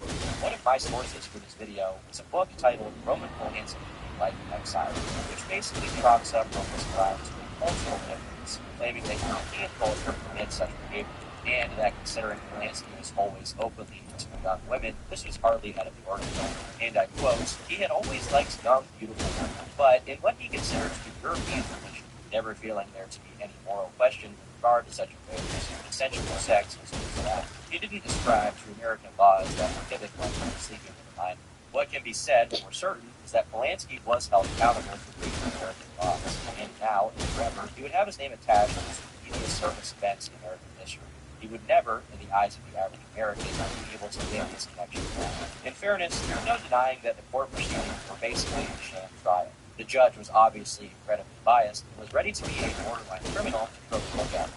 But no matter how terribly the case was handled, there's no denying what he did. And considering all the stuff he did to try and cover it up and down, from telling her to keep the event secret from her parents to trying to argue in court that he was a mental nutcase who imagined it all, it's very clear that he knew what he was doing in crime, even if it didn't go against the case law. Despite everything, he continued to be massive and extreme. In the year 2000, he landed an interview with Charlie Banks. The whole thing was kind of a fluff piece, and the subject of him messaging a 13-year-old was only brought up once. What movies have you placed that? My daughter first well, Charlie, I tell you, I will tell them the truth, and the truth is not what they say. So, It's not what I say. I don't say that. I'm not saying that I'm why do you imply that I will have to adhere to what the press and net media say? Truly, look, I did my time in prison. That was supposed to be it. Bargain plea, there was accepted on all sides. But there's a small moment here where Charlie asks Roman what's stopping him from making his best movie yet. To which Roman responds by saying maybe the next film will be the best. Around the time of the interview, he had already started working on one of his most famous movies, The Pianist. The movie is based on an autobiography of a Polish-Jewish pianist in German-occupied Poland during World War II. And Roman himself, of course, had a lot of experiences living through the Holocaust, giving him a somewhat unique perspective on the entire affair. This movie was quite successful financially, almost quadrupling its $35 million budget. More importantly, though, it was lauded by critics and all, being nominated for 74 different awards and winning 57 of them. From the United States Academy Award alone, it received the Oscar for Best Director, Best Actor, Best Screenplay, Best Cinematography, Best Costume Design, and Best Film Editing, only losing out on Best Picture. Of course, the amusing part of this is that he couldn't exactly fly out to the U.S. to receive his award, as he was still a fugitive from justice. But that didn't mean he missed out on all the cheer he could ever hope for across the pond. No matter how much people talked about what he had done, the truth was that there wasn't really anything anyone could do. Interestingly, Samantha, his victim, was fairly opposed to people who were upset at him. When The Pianist originally came out, she published an op-ed titled Judge the Movie, Not the Man, where she described what happened to her on that fateful day. However, she also noted that the media coverage of the movie may have caused more trauma than the event in question would have. She clarifies she doesn't really feel ill towards him, nor does she feel sympathy for him, as he was basically a stranger to her. She goes on to critique the entire court proceeding 25 years ago, arguing that the judge acted maliciously in rejecting the plea deal, which she had found frustrating enough to redirect her frustration from Roman to the legal system. While I can't exactly agree with her condoning him, it is at least nice to see that she had apparently recovered from the event psychologically. She was now a married woman with 3 sons, and despite everything, it seemed like she mostly just wanted to move on. After the op-ed, she was invited to the Larry King show, where she largely echoed the same sentiments. She viewed the whole affair basically ruined her chance of becoming an actress, which had been her childhood dream, as the crimes committed against her would overshadow any of her achievements. She also noted how she developed quite a hatred for the industry. She clarified that there was a financial compensation for what Roman had done, but that she wasn't allowed to talk about it. In the following years, she would slowly start becoming a more vocal supporter of Roman, insisting people should just move on from it like she did. But before any of that went anywhere, Roman himself was still directing. In 2005, he released another movie called Oliver Twist, which was not received particularly well. In that same year, the American authorities issued an international search request in reference to the 1978 arrest warrant. Roman took a bit of a break from directing movies, as he was also embroiled in a lawsuit with Vanity Fair, which had claimed in an article that, while attending Sharon's funeral back in 1969, he had approached a Scandinavian model and told her he would make another Sharon Tate out of her. The case was eventually settled in Roman's favor, as there was no substantial evidence of this interaction. He was awarded 50,000 British pounds, which at the time was equivalent to around 87,000 US dollars. After this, things were pretty quiet until around 2008, when he requested via his lawyer that the Samantha case be dismissed entirely, and that the hearing be moved out of the Los Angeles courts. But just a year later, the whole case against him was suddenly thrown into the wind. As he was flying to Switzerland to receive a lifetime achievement at the Zurich Film Festival, he was arrested by Swiss authorities, who immediately started proceedings to extradite him to the United States. Kind of unsurprisingly, a bunch of people quickly jumped to his defense, including France's culture minister and even the French president, although the latter wasn't as explicit about it, simply saying that he hoped the case was resolved soon. Of course, most average people were 100% behind his extradition, and the fact these politicians were casually defending him didn't exactly go over well with the general public. One under-discussed aspect of this was also the number of well-respected actors and directors who actively petitioned for Roman's release. Over 100 of them to be exact. The petition reads, "We demand the immediate release of Roman Polanski. Filmmakers in France, in Europe, and in the United States and around the world are dismayed by this decision. It seems inadmissible to them that an international cultural event paying homage to one of the greatest contemporary filmmakers is used by police to apprehend him." And many, many high-profile names ended up signing this petition, from Martin Scorsese to Woody Allen, David Lynch, Natalie Portman, Penelope Cruz, Guillermo del Toro, and Wong Kar-wai. Part of the reason that Roman had been allowed to acclaim such a high level of prestige in the filmmaking world, despite his crimes, was because of the continued support by people in the entertainment industry. Some people even defended him on national television. Why now? Why now? What's going on? Obviously, there's something going on somewhere, and somebody had to make a deal with someone for something, and maybe there's a little money involved. I don't know, but why now? And also, the thing is, you're really I don't have to. I mean, I will, and was not charged. I know it wasn't. Yeah, there was a statutory. Maybe I heard it was something else, but I don't believe it was. And when we get all the information, somebody will tell me in my ear. All I'm trying to get you to understand is when we're talking about what someone did and what they were charged with. Still, these opinions had little bearing on the Swiss courts, and while the Swiss police likely hoped this would be a quick process, it was anything but. After 2 months of detention, Roman was put under house arrest. He was granted bail to the tune of $4.5 million. The extradition order was then rejected by the Swiss courts, and he was promptly released from his house arrest. But that didn't mean the accusations were done rolling in. In 2010, a completely different actress named Charlotte Lewis claimed that she had been assaulted by him sometime in 1983, 4 years prior to appearing in one of his films titled Pirates. This whole case was honestly really weird, as following the announcement, an earlier interview from 1999 was uncovered, where she'd spoken about her history of being abused by a whole cavalcade of men starting when she was 13 years old, when she allegedly started being pimped out under the influence of drugs. In the midst of this, she even recalled a meeting with some Saudi Arabian man where thousands of pounds were laid out in front of her to convince her to fly to Saudi Arabia. Instead of accepting, she allegedly ran away. Among others, she claimed to have been with Roman Polanski when she was 17 years old. He would have been around 50 at the time. She claimed that their relationship lasted for around 6 months, until it ended during a movie shoot in Tunisia. In the interview from 1999 that I mentioned earlier, she expressed that at the time she had really wanted to become his mistress, and that she'd wanted him more than he'd wanted her. This whole thing is going to develop a bit later on, but for now, it's time to get back to Samantha, because in 2011, she gave an interview on Good Morning America, where she continued to defend Roman from both the media and the legal campaign against him. I forgave him many, many years ago, almost immediately after it happened. So I think forgiveness is I was having so much other troubles in life due to the court and the media that really overtook and overwhelmed my whole family. Things were much different in the 70s, and I don't think I thought it was as much of a big deal as everybody else did. She also revealed that Roman had sent her a letter of apology. Later that year, he was featured in a documentary about his life where he publicly acknowledged that he had assaulted her. At that point, Roman left for Poland again, where he pretty much just kept on living his life. In September of 2013, Samantha released a book which detailed the essay encounter with Her book was an invaluable source of in an interview. She also acknowledged that they could reestablish a connection, sending a few emails back. It was followed by more good news. In 2014, an internal correspondence between judges from 2008 was leaked to the public. One judge, Larry Fiddler, expressed that they may have no choice but to free Roman if he ever came back to the U.S. to have a trial due to the previous judge's misconduct, expressing pity for anyone who had to deal with the case in the future. Later that year, he was questioned by the Polish police at the request of the United States authorities. He was not arrested, though, as an extradition request hadn't been filed yet. The case then dragged on until 2015, at which point the judge decided, once again, that there would be no extradition to the U.S. due to how the case had been mishandled so many years prior. In 2017, Samantha pled for the courts to dismiss the case, but this was also rejected. Weirdly, Samantha's plea may have actually been her fault.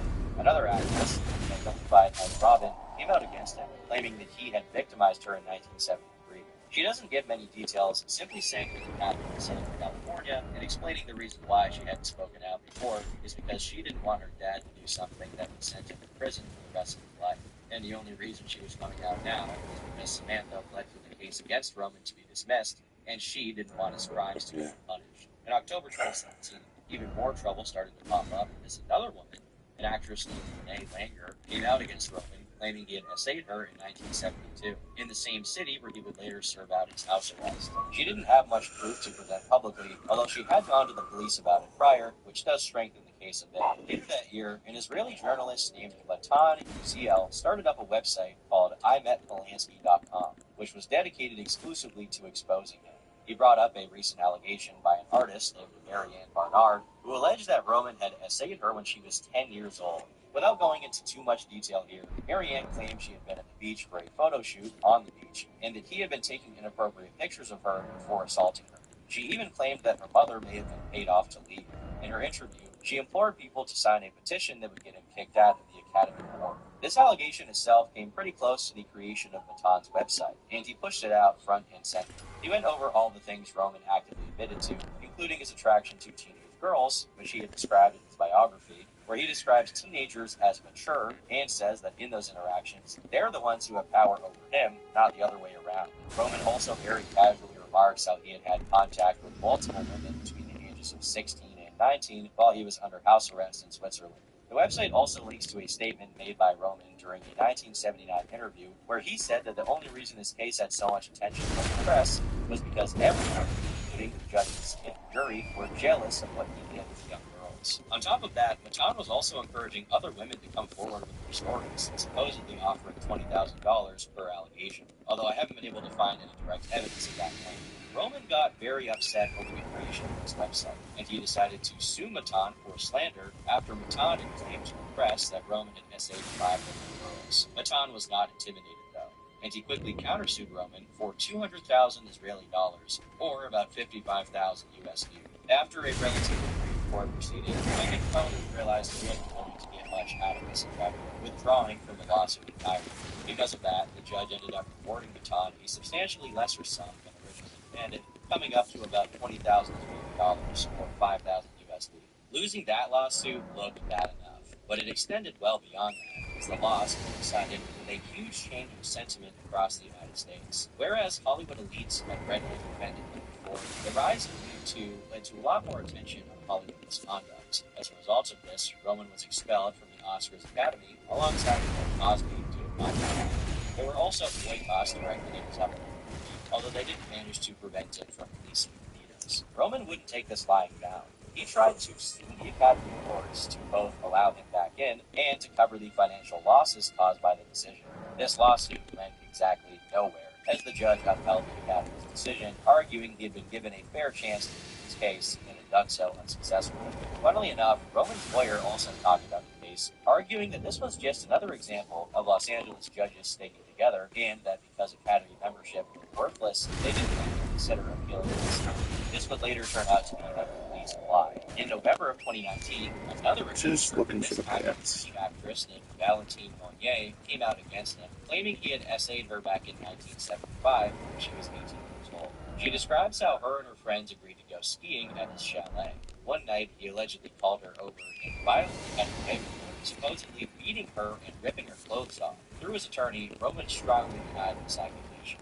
At this point, Roman was practically fuming. In 2019, he gave 2 interviews, one with a French news company and another with a Polish news company. where he launched an emphatic defense of his character.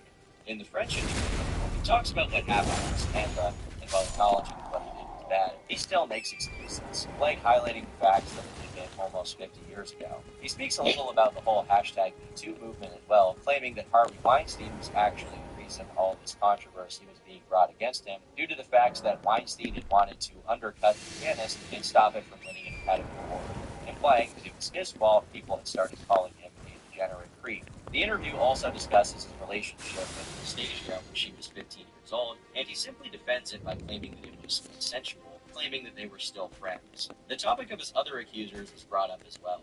Regarding Charlotte Lewis, he highlighted in 1999 interview. She said that she wanted to be his mistress. Charlotte has since come out and claimed these statements were taken out of context, and when the interviewer brought this up, Roman highlighted how she'd spoken competitively occasions. In my eyes, speaking well of him at some point doesn't necessarily disprove that something negative happened previously. I mean, just look at how many people were friends with Weinstein before throwing him under the bus. It's also worth noting that he never denied having the topic then shifts to Renee Langer. He doesn't say much here, simply calling the whole thing nonsense. Lastly, he talks about Mary Ann Barnard, who claimed he had essayed her when she was 10 years old, where he mostly does the same thing. Although he does make one good point, questioning why her mother, who had supposedly sold out her preteen daughter to him, was allowed to teach. Lastly, he talks about Valentine Monnier, once again claiming the whole story was absurd, and he takes particular offense to the idea that he would ever be as with the Polish interview.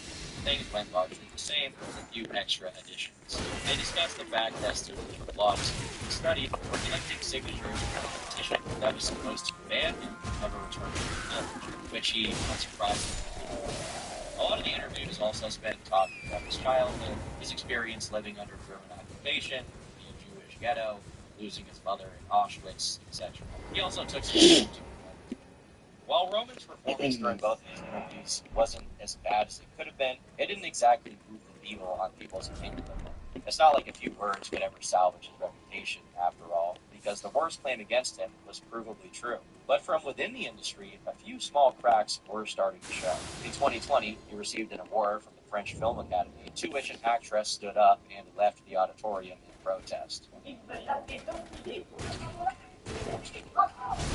Her statement here roughly translates to "good job, everyone." Since then, he's sort of been on the back foot. The latter half of 2020, he actually appealed the decision to be thrown out of the Academy, banking on his clout and the fact he was earning awards for directing back in Europe, including 4 French Academy Awards. I couldn't find anything about the lawsuit, but as far as I can tell, it hasn't gone anywhere. Overall, the last few years haven't been too kind to him. He still wanted to continue directing, and in 2021, he announced he was working on a brand new which would later be called The Palace. It hasn't been received well, receiving a dismal 10% rating for Rotten Tomatoes. And yet, one thing that stayed consistent for at least the past 2 decades is that he could always rely on Samantha to back him up. Since 2019, she had gone on public interviews where, while always open about the abuse she had suffered, she always just goes back to wanting things to be resolved, defending Roman at every opportunity she gets. In 2023, she even visited him personally and took photos of them smiling together, as some of the SA cases that had been brought up against him were now going to be officially litigated. In June 2023, Robin, now identified as Jane Doe, expanded her initial claim, saying she was SA'd in 1973 while at his Benedict Canyon home. Allegedly, she met Polanski at a party months earlier, and he invited her to dinner, poured her some tequila, and drove her to his house, where she passed out.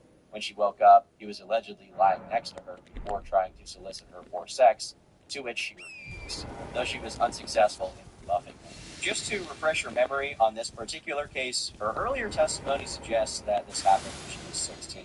The lawsuit would drag on for around a year. In the meantime, Roman was sued again, this time by Charlotte, although not for the reason you might think. She sued him for defamation, arguing that him bringing up the older 1999 interview in his statements constituted slander because she had been taken out of context. She then took the time to argue that discrediting and defaming people was part of his repertoire in trying to defend himself. Because of French law, he was automatically charged by the prosecutor. In fairness, there may have been some truth to the 1999 publication being tampered with. The original publisher, News from the World, had often been accused of libel and fabricating quotes, and was forced to close in 2011 after its employees were accused of hacking into people's phones to get stories. But while her complaint may have been valid, proving that They killed a maliciously lied was dragon awful. ruins. There's Following lots a of 2-month court proceeding, the the original online writer of the article was brought into question. He explained that he had interviewed her twice after the paper paid 30,000 British pounds for it, and he argued that the Vice Girl angle had been agreed upon by both of them, although he admitted he couldn't remember if she had reviewed the article prior to publishing. In the end, the court sided with Roman. A few months later, the robbing case was also resolved, in which it seems a settlement was reached. We don't actually know the details about the reasons for the payment, but it seems like both parties were keeping quiet about it. You see, in 2025, he was supposed to go on trial, but the two parties decided to extract settlement instead, which, in the words of the lawyer, is truly satisfactory. I'm not really sure what that says about the case, but it makes her claim seem slightly more legitimate than any of the other people accused. But the lawsuit still went ahead. Charlotte came back and appealed the court's decision, though this time without the French prosecution on her side. She even tried to recoup the money she spent on lawyers, but she didn't get anything out of it as the Paris Appeals Court upheld their original decision. Roman Polanski is no stranger to tragedy. Surviving the Holocaust would have broken any man, and the fact that he built such a successful career, despite all of the hardship he suffered early on, is very, very remarkable. And also, losing his wife and unborn child definitely isn't that far down the list of personal tragedies. He's also undoubtedly one of the most important filmmakers of the last half-century. But of course, a difficult life and the triumph of his career cannot excuse his behavior. There's no ambiguity here. This is not an allegation. He himself admits that he took advantage of a 13-year-old as a grown man, and he was so unbothered by it that he went on to pursue other minors, defending those instances on the basis of legality. It's difficult for most people to hold the ideas of his accomplishments in one hand and the disgust of his crimes in the other. The more you read into his early life and his works, the more impressed you become. The more you read into his crimes, the more revolting his entire life seems. You're not left with any real resolve. Yeah, Jake, it's Chinatown. I've been Turkey Tom. Thanks for watching, and until next time, leave me alone.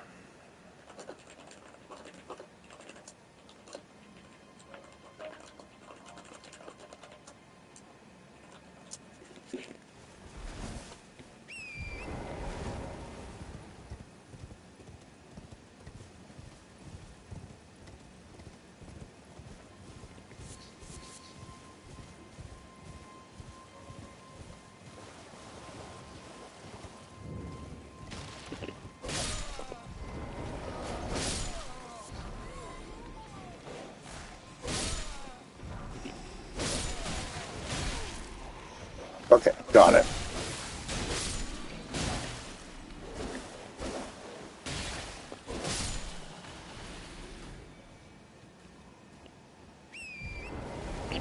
Anything else? Guardian closed? Is there even a... No, there's not in Limgrave, but there is in...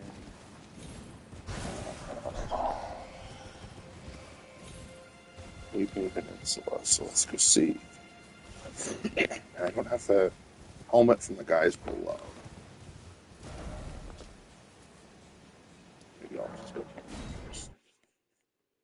Dave, the answer to the question, but comrade, which of these Americans would be stupid enough to accept millions of dollars in exchange for producing propaganda without asking a question?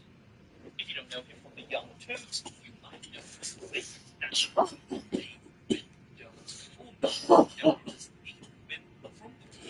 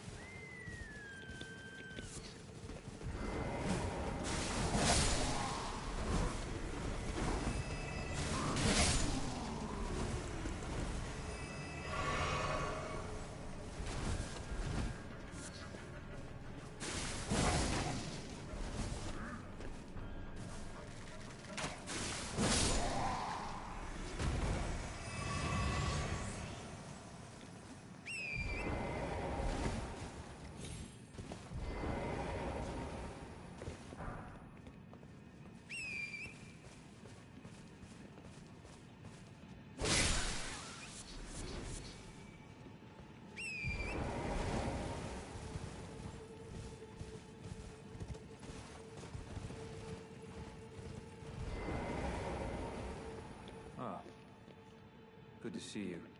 Apologies, mate, but I don't have much to report. I can see bloody Nokron right above me, but I'm absolutely stumped. I've tried all the gateways, to no avail. Perhaps it's time to ask Celibus. I recall that spiteful little rat acting like he knew something. Let's give him a squeeze. Show him just how sharp my teeth are.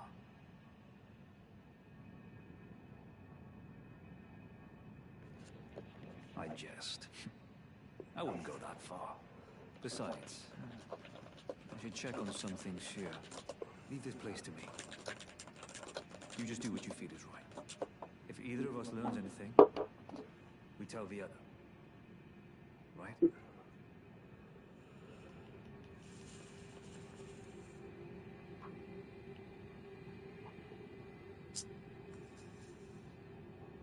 Leave this place to me. You just do what you feel is right. If either of us learns anything, we tell the other. Right? And if we reach a dead end, I suppose we go back to the source. Celibus rarely gives a straight answer. First time.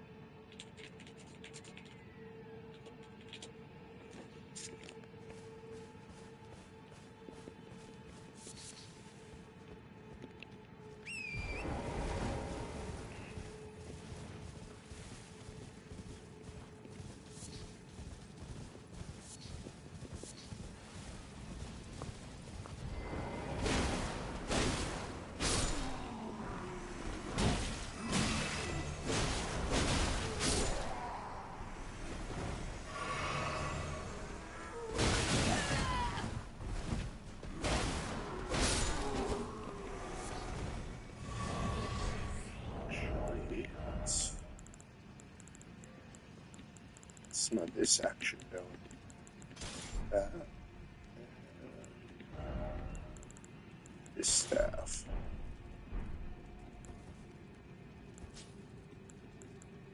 Frozen. Let's make it frozen. Yeah!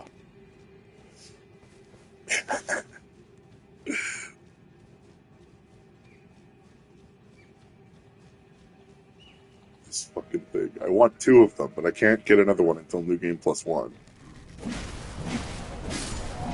That's pretty good. Not gonna lie. It's pretty good. Okay.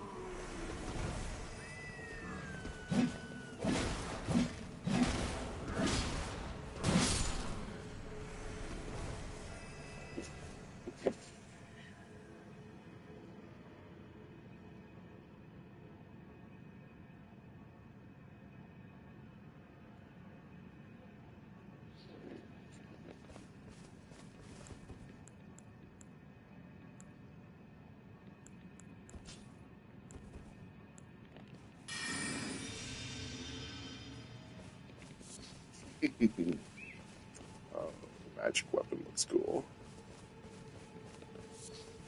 I love this. This build is actually pretty fun. You just kind of have all the arcade you could ever need.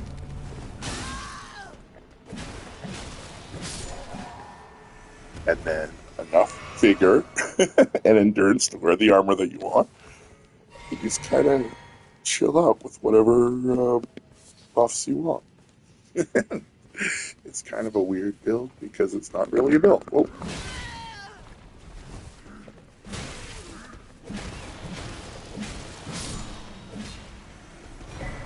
Ooh, nice.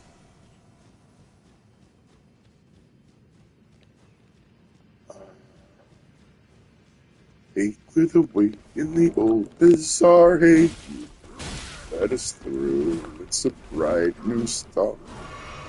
Oh, come be the first on the block to meet is make way, here he comes, ring bells, bang a drum. You're gonna love this guy.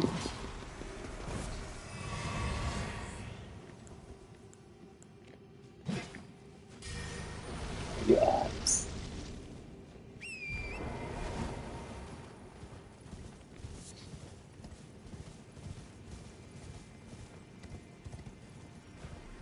The headdress. I also need the antler weapon thing that I use. Don't have that. I don't know if the bow is droppable. Have plenty of those weapons.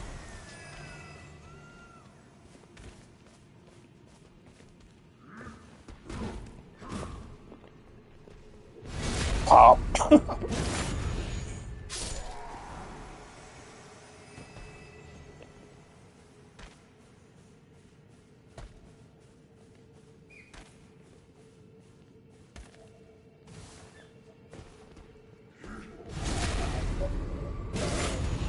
Now try your best to stay calm.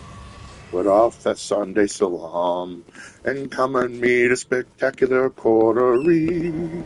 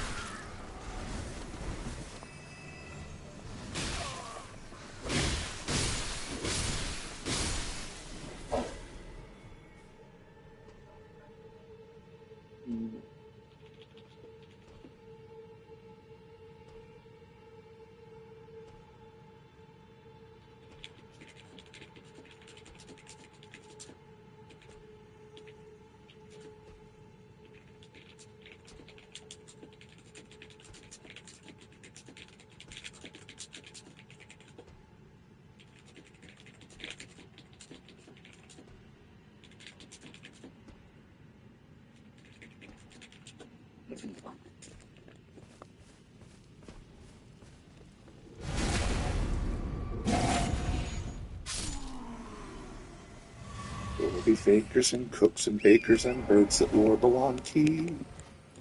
Make way for Prince Ali.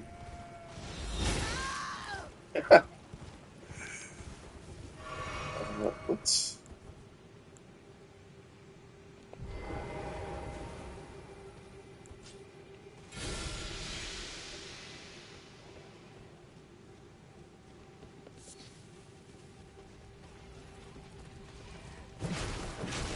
That's actually pretty strong. I'm not against that. I'm alive. Okay. Yeah.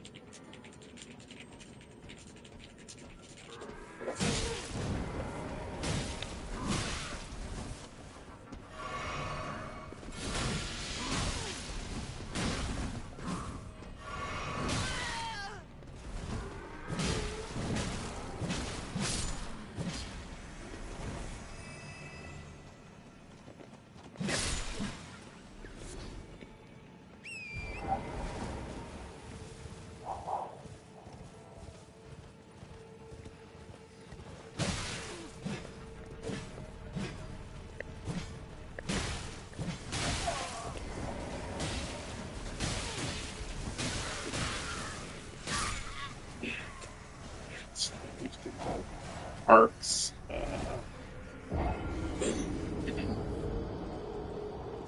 Some sound in my ear.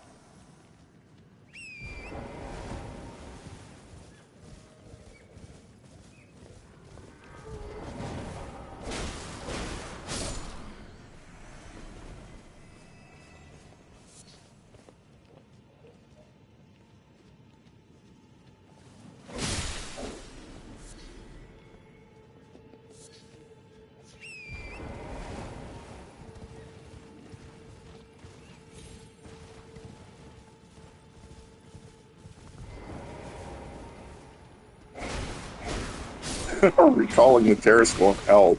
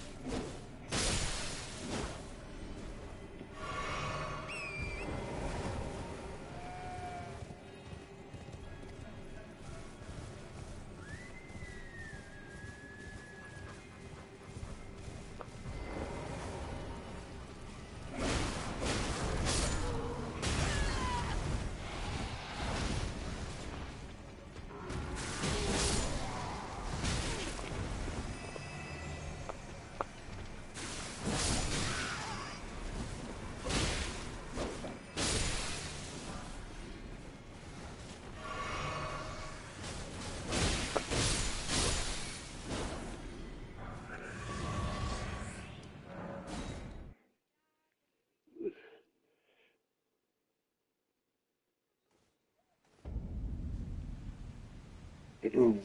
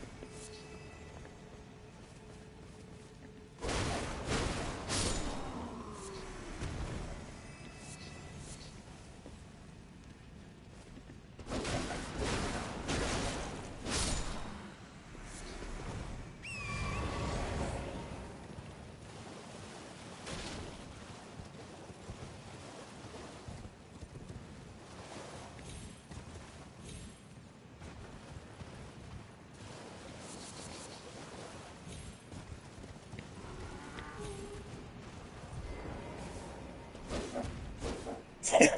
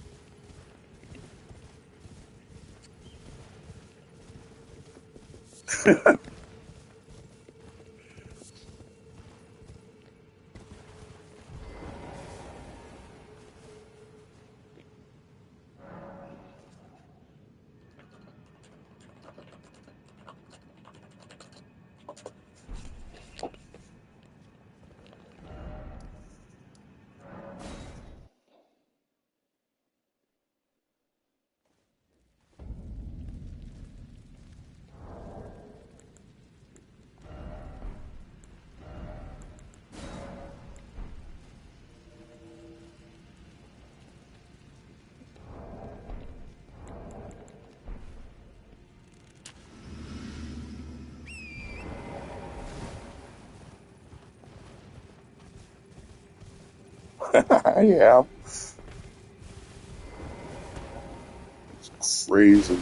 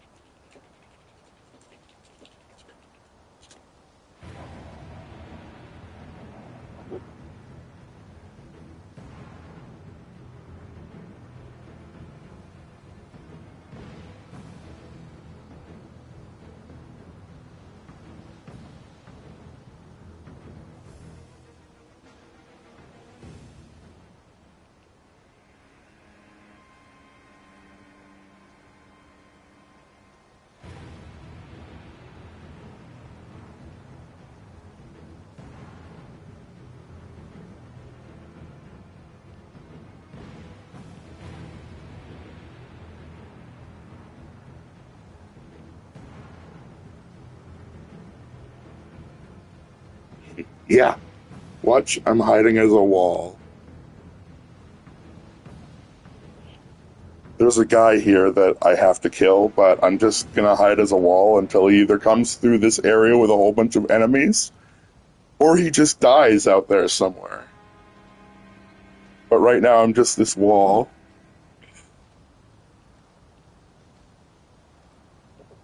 In order to beat the level, he's got to come through this area with all of these guys. So, I just gotta wait here.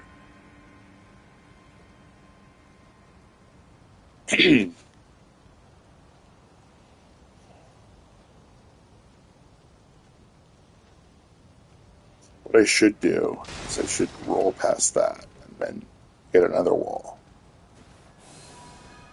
Oh, another wall, another wall.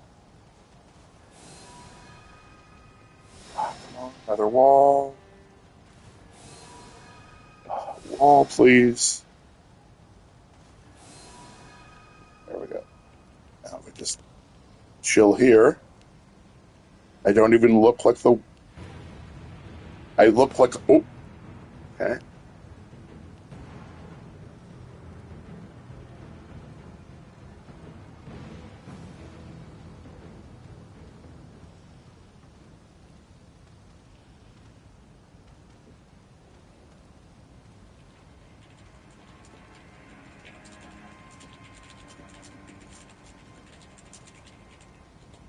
Ooh, no. No.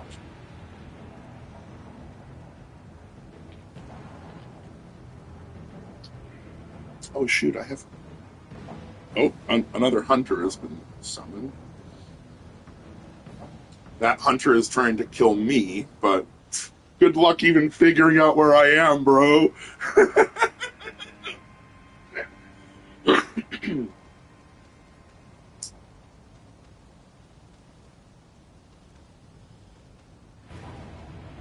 I could just wait here.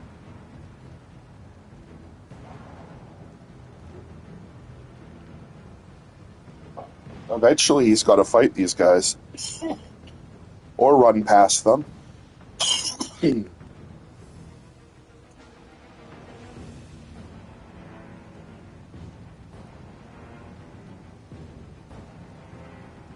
I think they're fighting the... I think they're fighting the grafted Scion down there.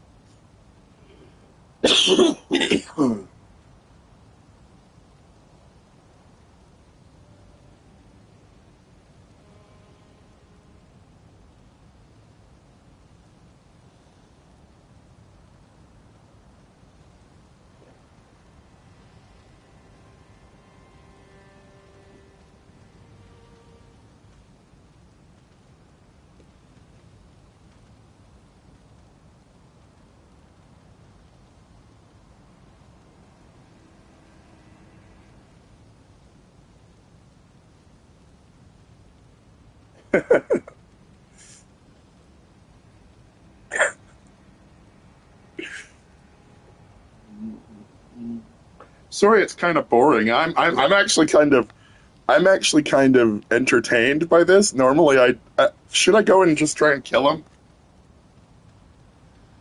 Because I think this is a pretty good idea. Like, eventually, him and his friend have to come through here.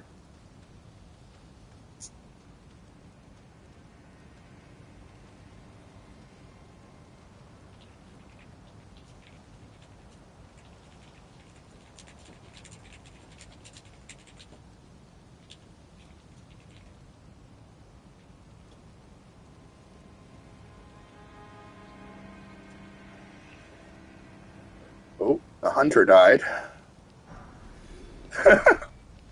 I'm getting furled fingers, just...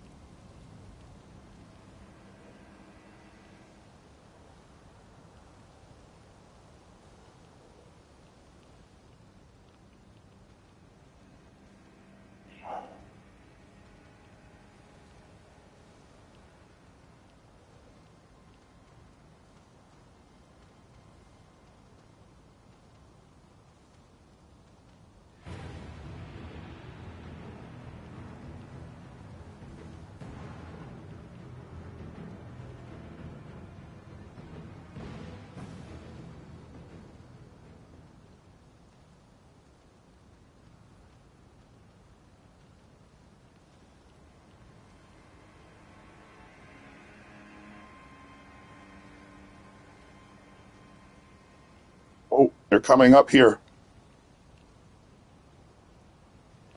Okay, I'm actually going to go back.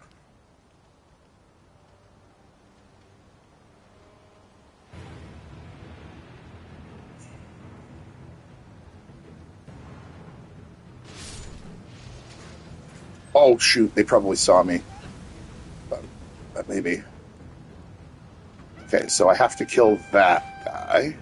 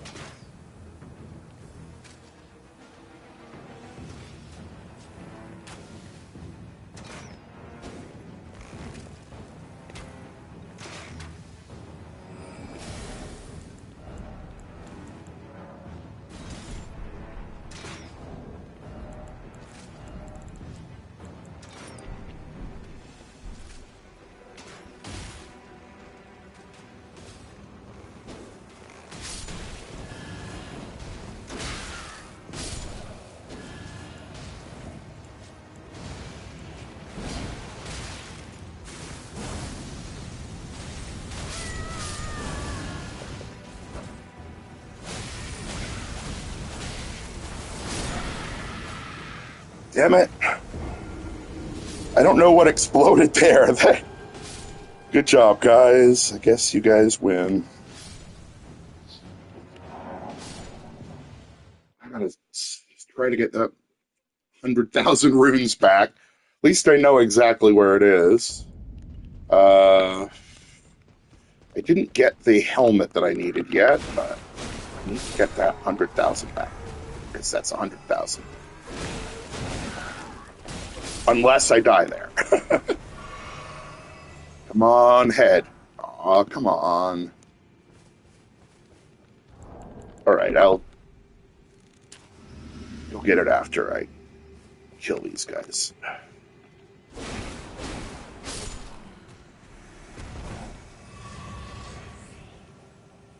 Oh, shoot.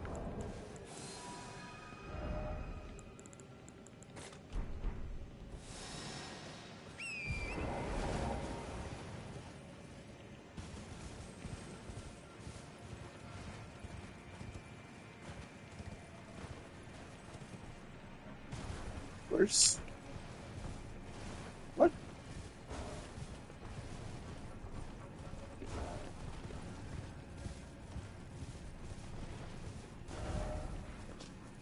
Okay,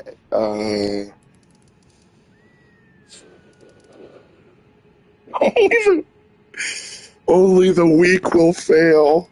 Only the weak will fail.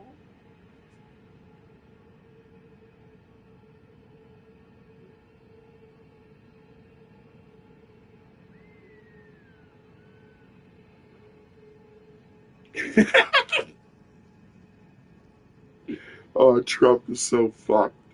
Oh, headphone dropped out of my ear.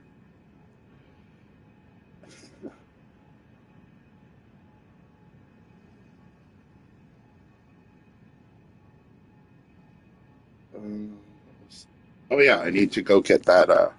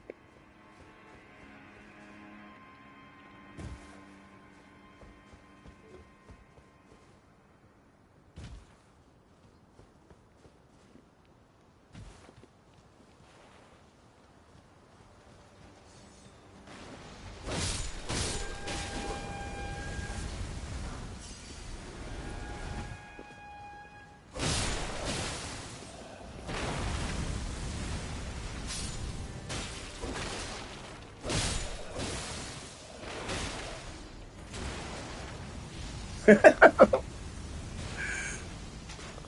you ever really thought about what is money? Alright.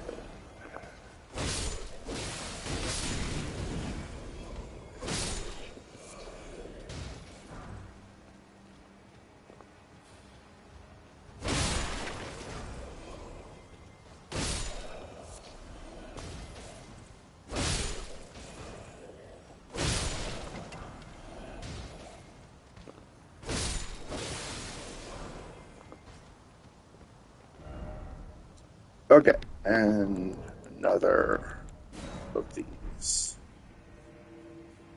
Okay. I'm just going to run in and immediately try and kill this one as soon as possible.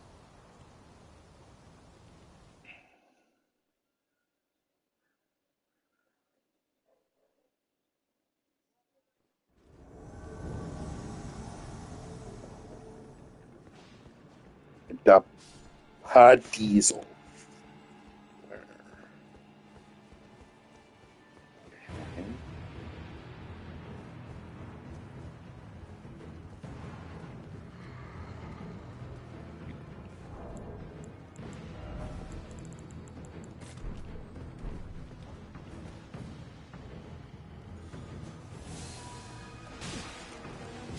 Oh.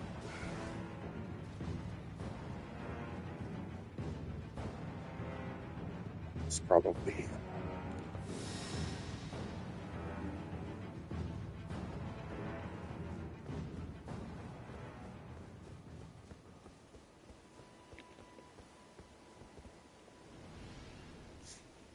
Okay.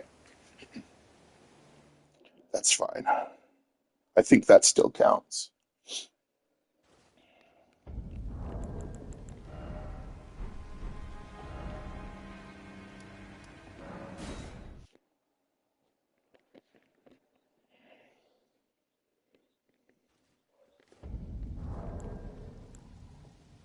Why am I not hearing any sound?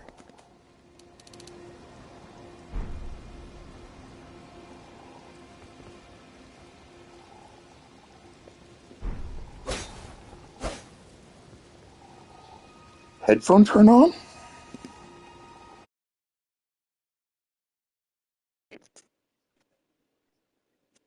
No.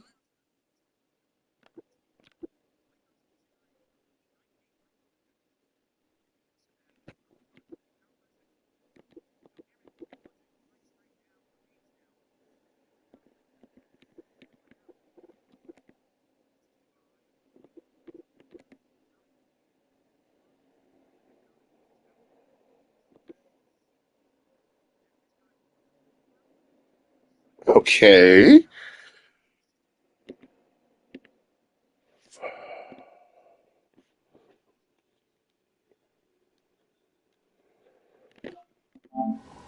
Okay. Weird. I hear it now.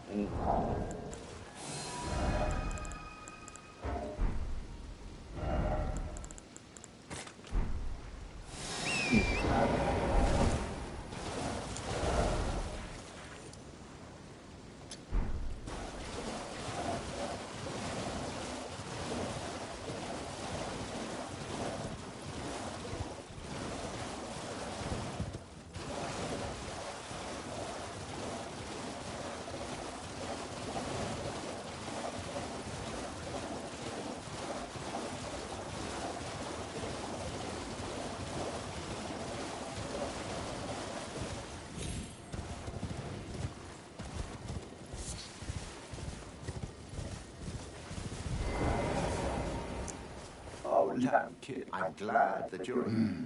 You have a... I wish to anoint luminary mold, so... Now, take this for your final trial. Soak the cloth with a maiden's blood. Normally this ritual would involve killing one's own maiden and recanting the wisdom of the two fingers. But since you are maidenless, the blood of anyone's maiden will do.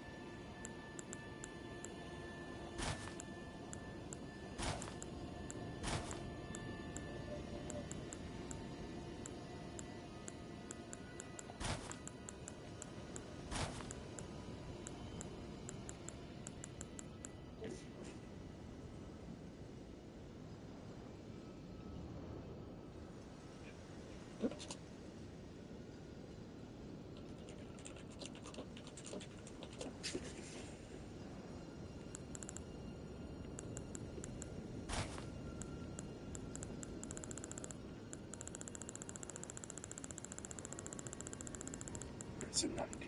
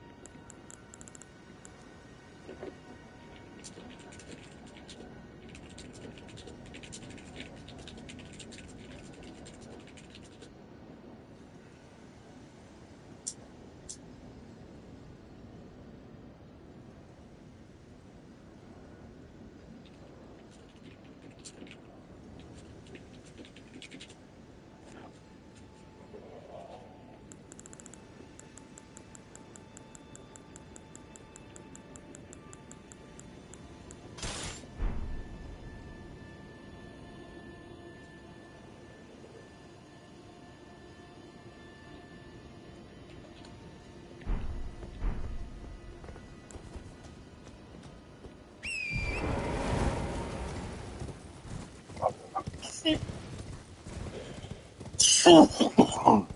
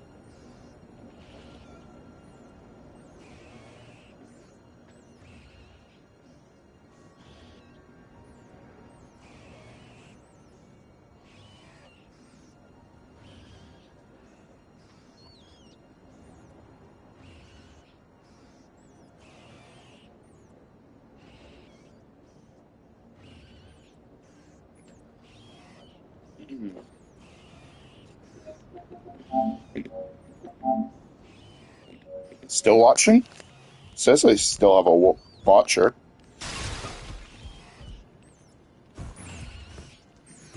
Oh, about to kill those, but that's fine. Get the fuck out of there. Shit.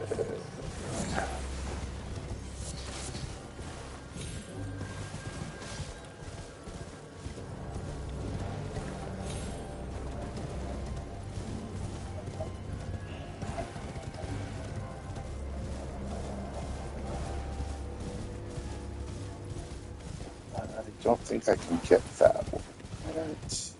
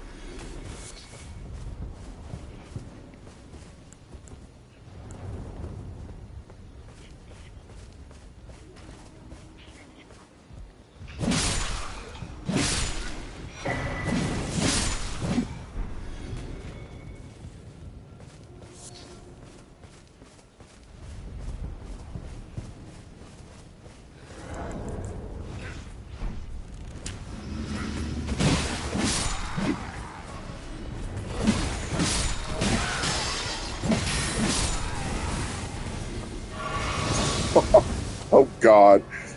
They're gonna total. Oh no, they're gonna deport Hassan.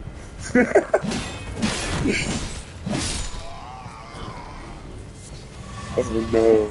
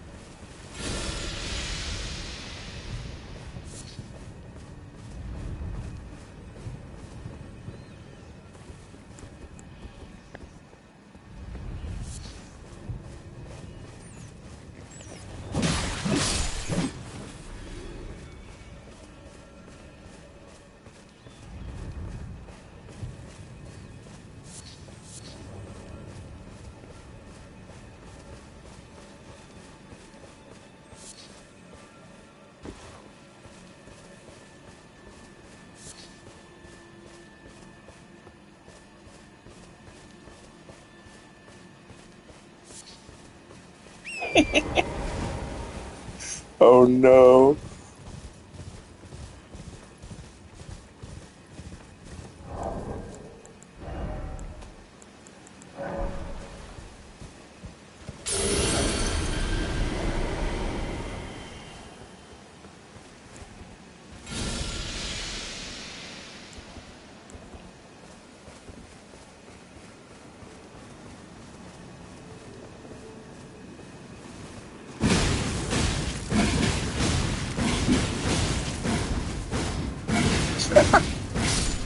Get fucked, fight.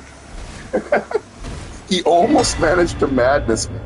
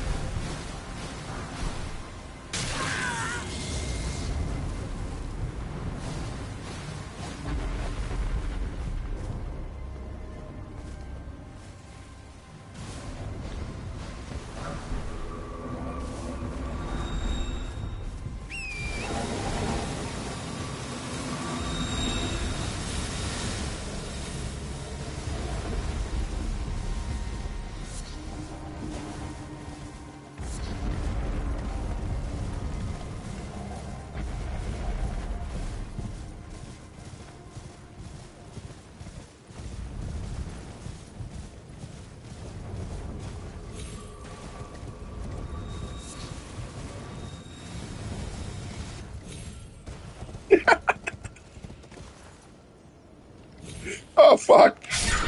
Yeah, that's probably for the best.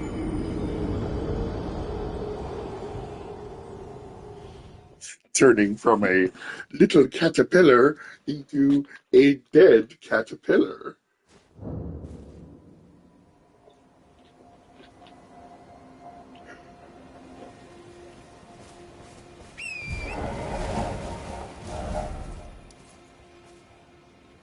Where did it go? There it is.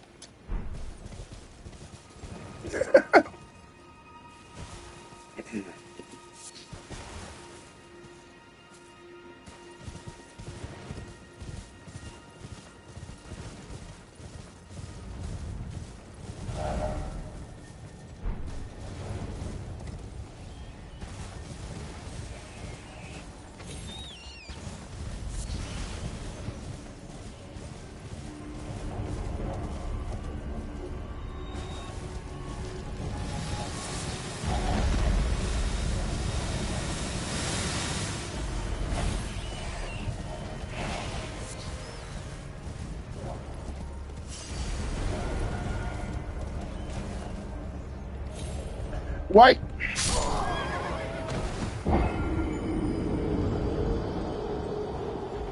uh,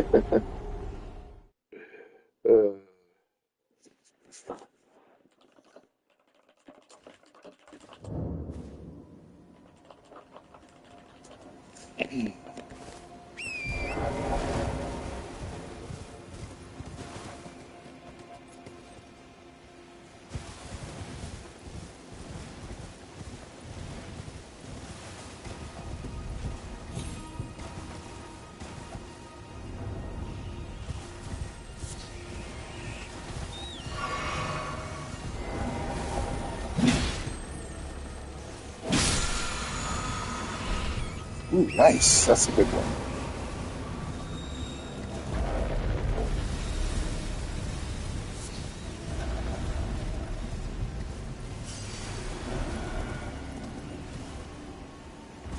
Oh, I don't know.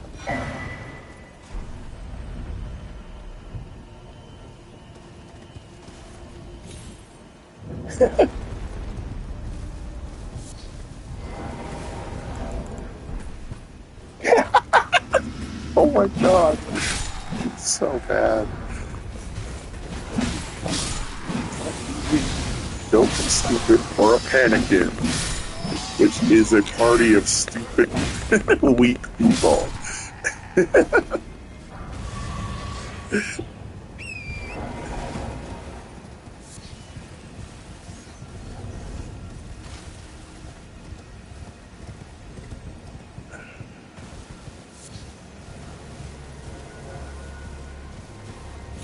Scientologists. That's a good one.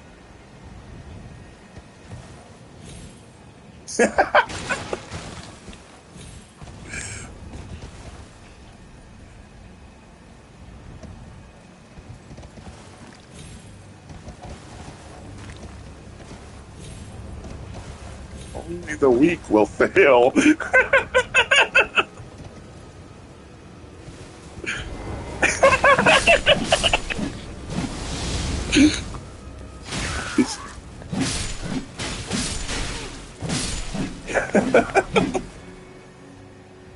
Oh, it's crazy. Trump is so fucked. It's crazy. Only the weak will fail. Don't be weak.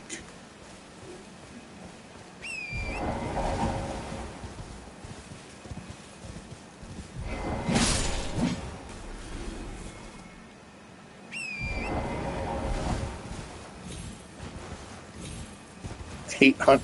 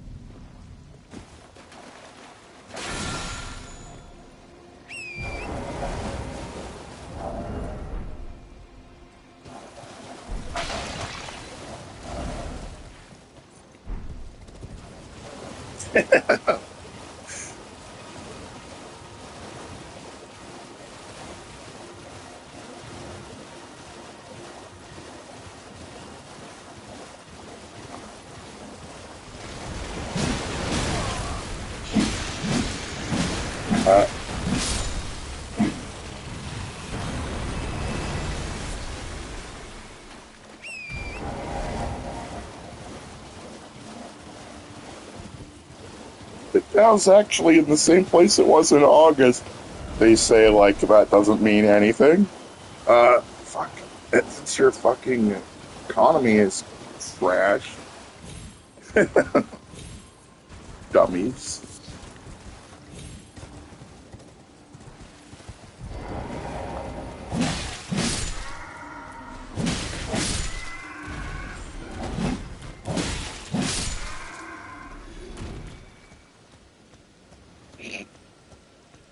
Losing money costs you nothing. What the fuck are these people talking about? It costs you nothing. What the what?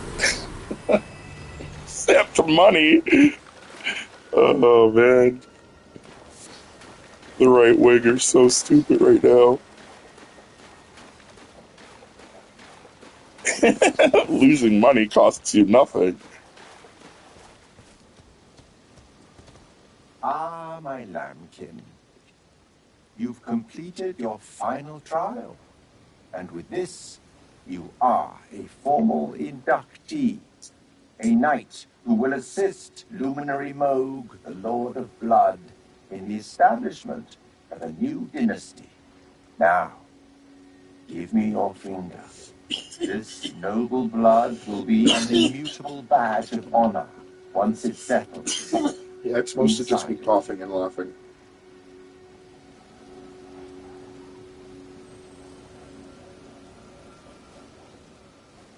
I'm about to get inducted into a cult of blood.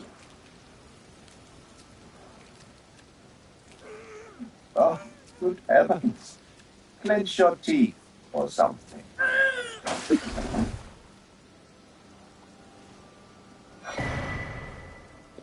Never forget that feeling of agony, for it is what binds you to Luminary Moog, to all of us. You have the sweetest scream, my lambkin. Oh, another thing. A medal granted by the new Mogwin dynasty, with the power to grant audience with Luminary Moog. I've gone out of my way to provide one to you. But you mustn't use it just yet. The meeting must wait until the Mogwin dynasty commences. Luminary Moog yet slumbers beside the divinity. We must endure a little longer.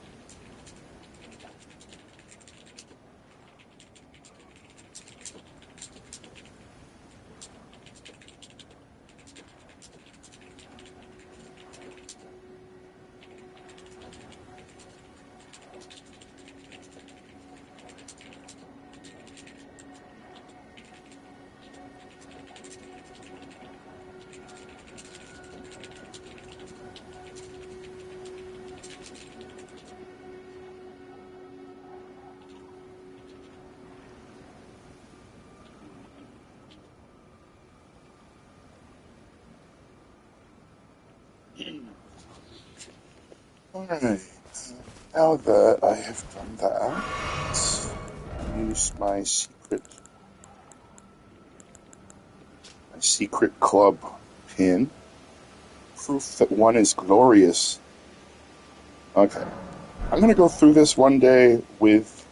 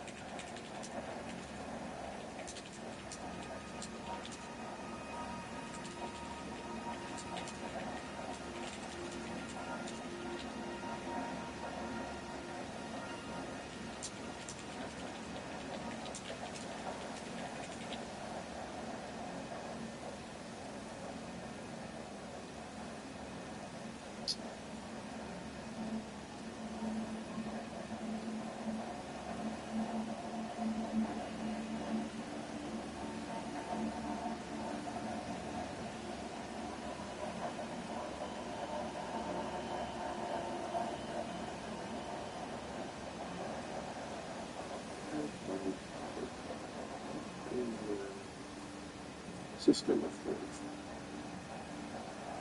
Go up to 100. Yep, go to audience. Yes. Let's see. Okay.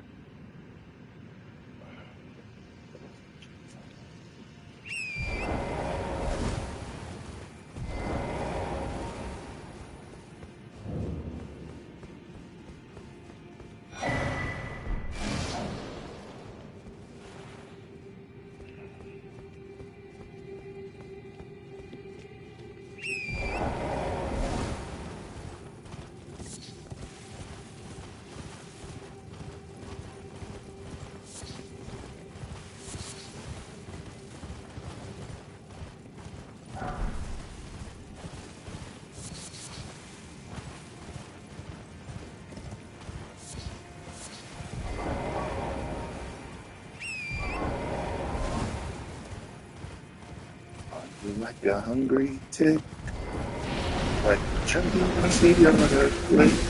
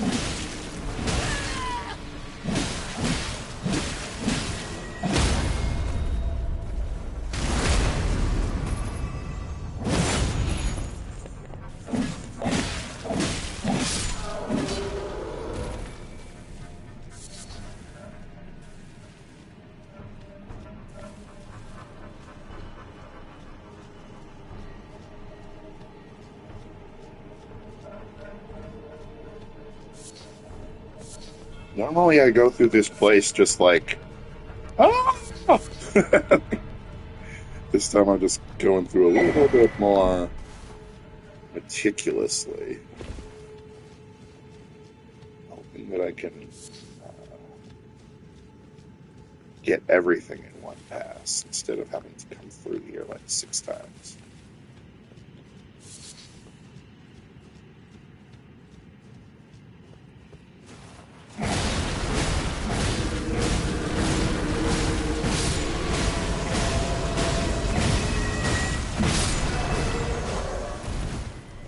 That's what I thought. I thought that if I killed those guys, it destroyed the big giant skeletons. That is correct. Good to know. Because that's what you got to run from, are the big giant skeletons. But they're actually being summoned by the red Albinarics.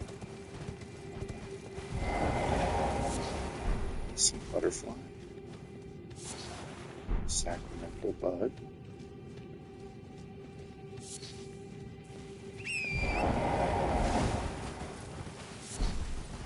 Blood-tainted excrement. Delish. Oh, shoot. Ah! Got fucking hit by your own thing, loser. Oh, shoot. He's got almost destroyed by it. Okay. He got hit by his own, like, big giant skeleton, and that was fun. Alright.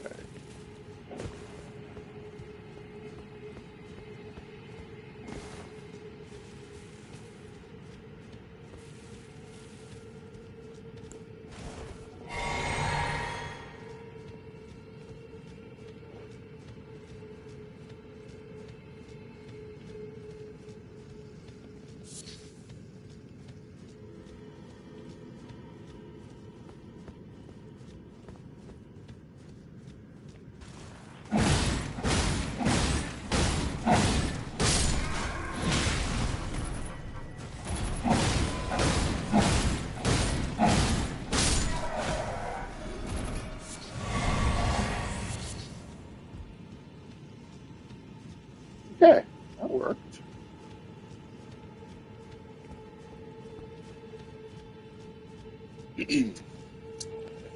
Don't think I'm going to use a redux, though. I think I'm just going to...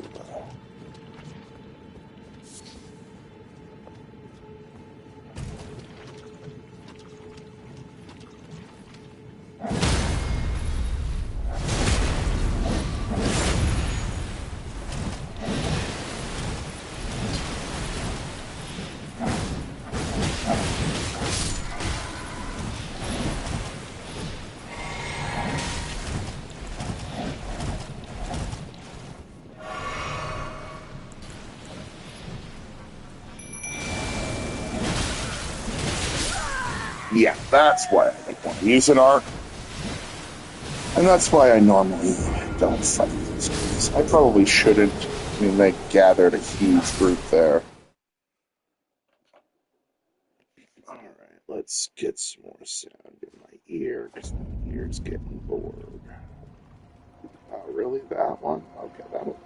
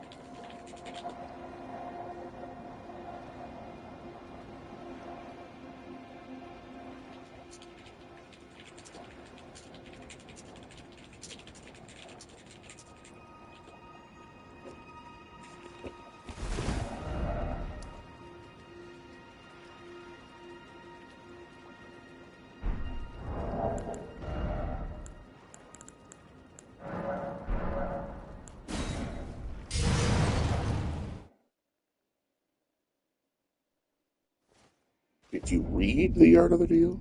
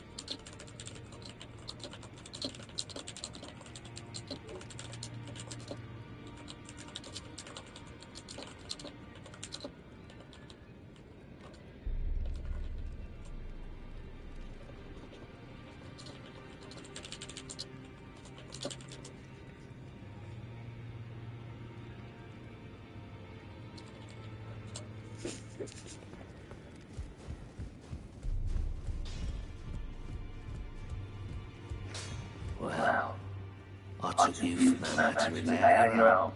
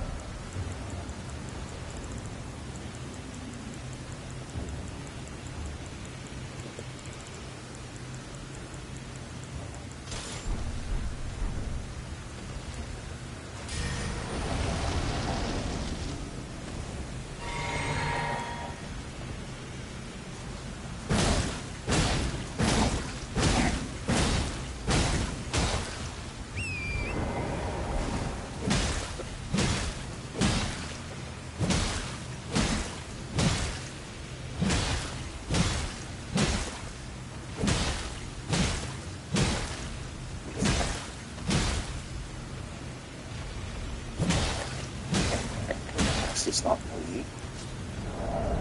That would bleed. Let's put my swords back.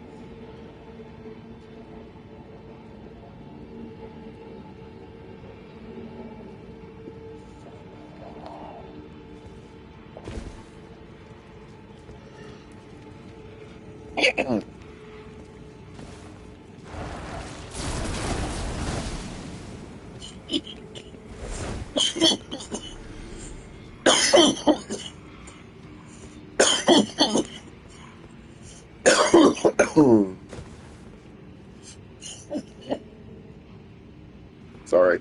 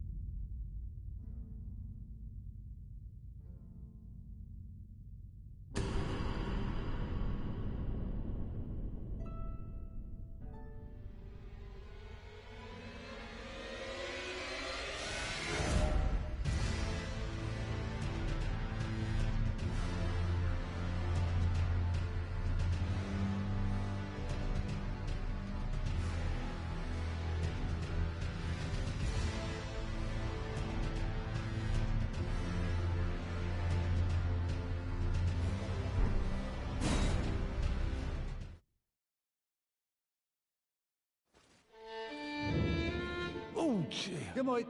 Are you here as a customer?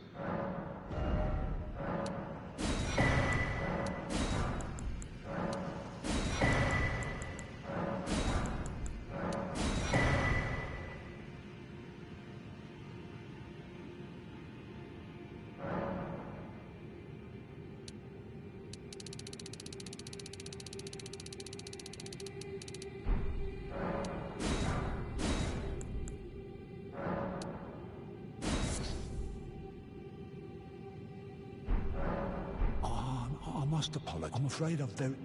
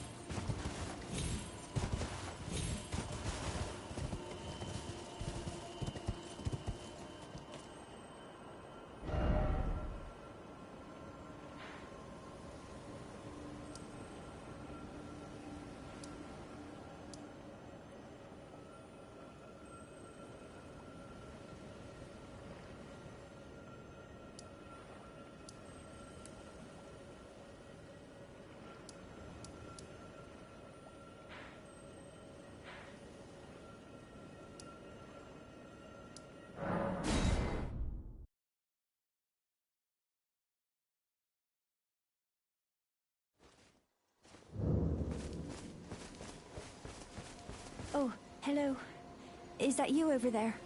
Have you ever heard of fingerprint grapes? They're special grapes which only grow on those who've been clasped by the burnt fingers. I would truly love to try one. The distant light seems far closer than before, but I can't sense a thing from the usual grapes anymore.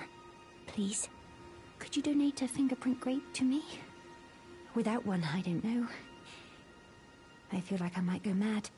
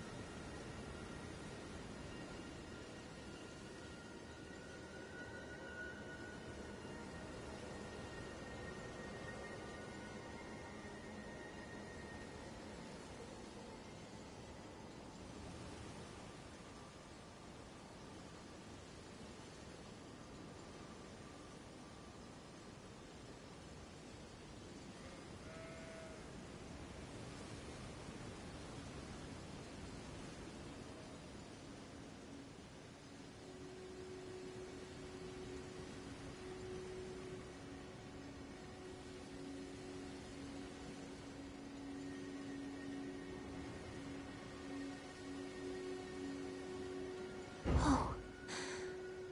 Oh, a fingerprint grape. Thank you. May the blessing. Thank you. I'm sure I'll be...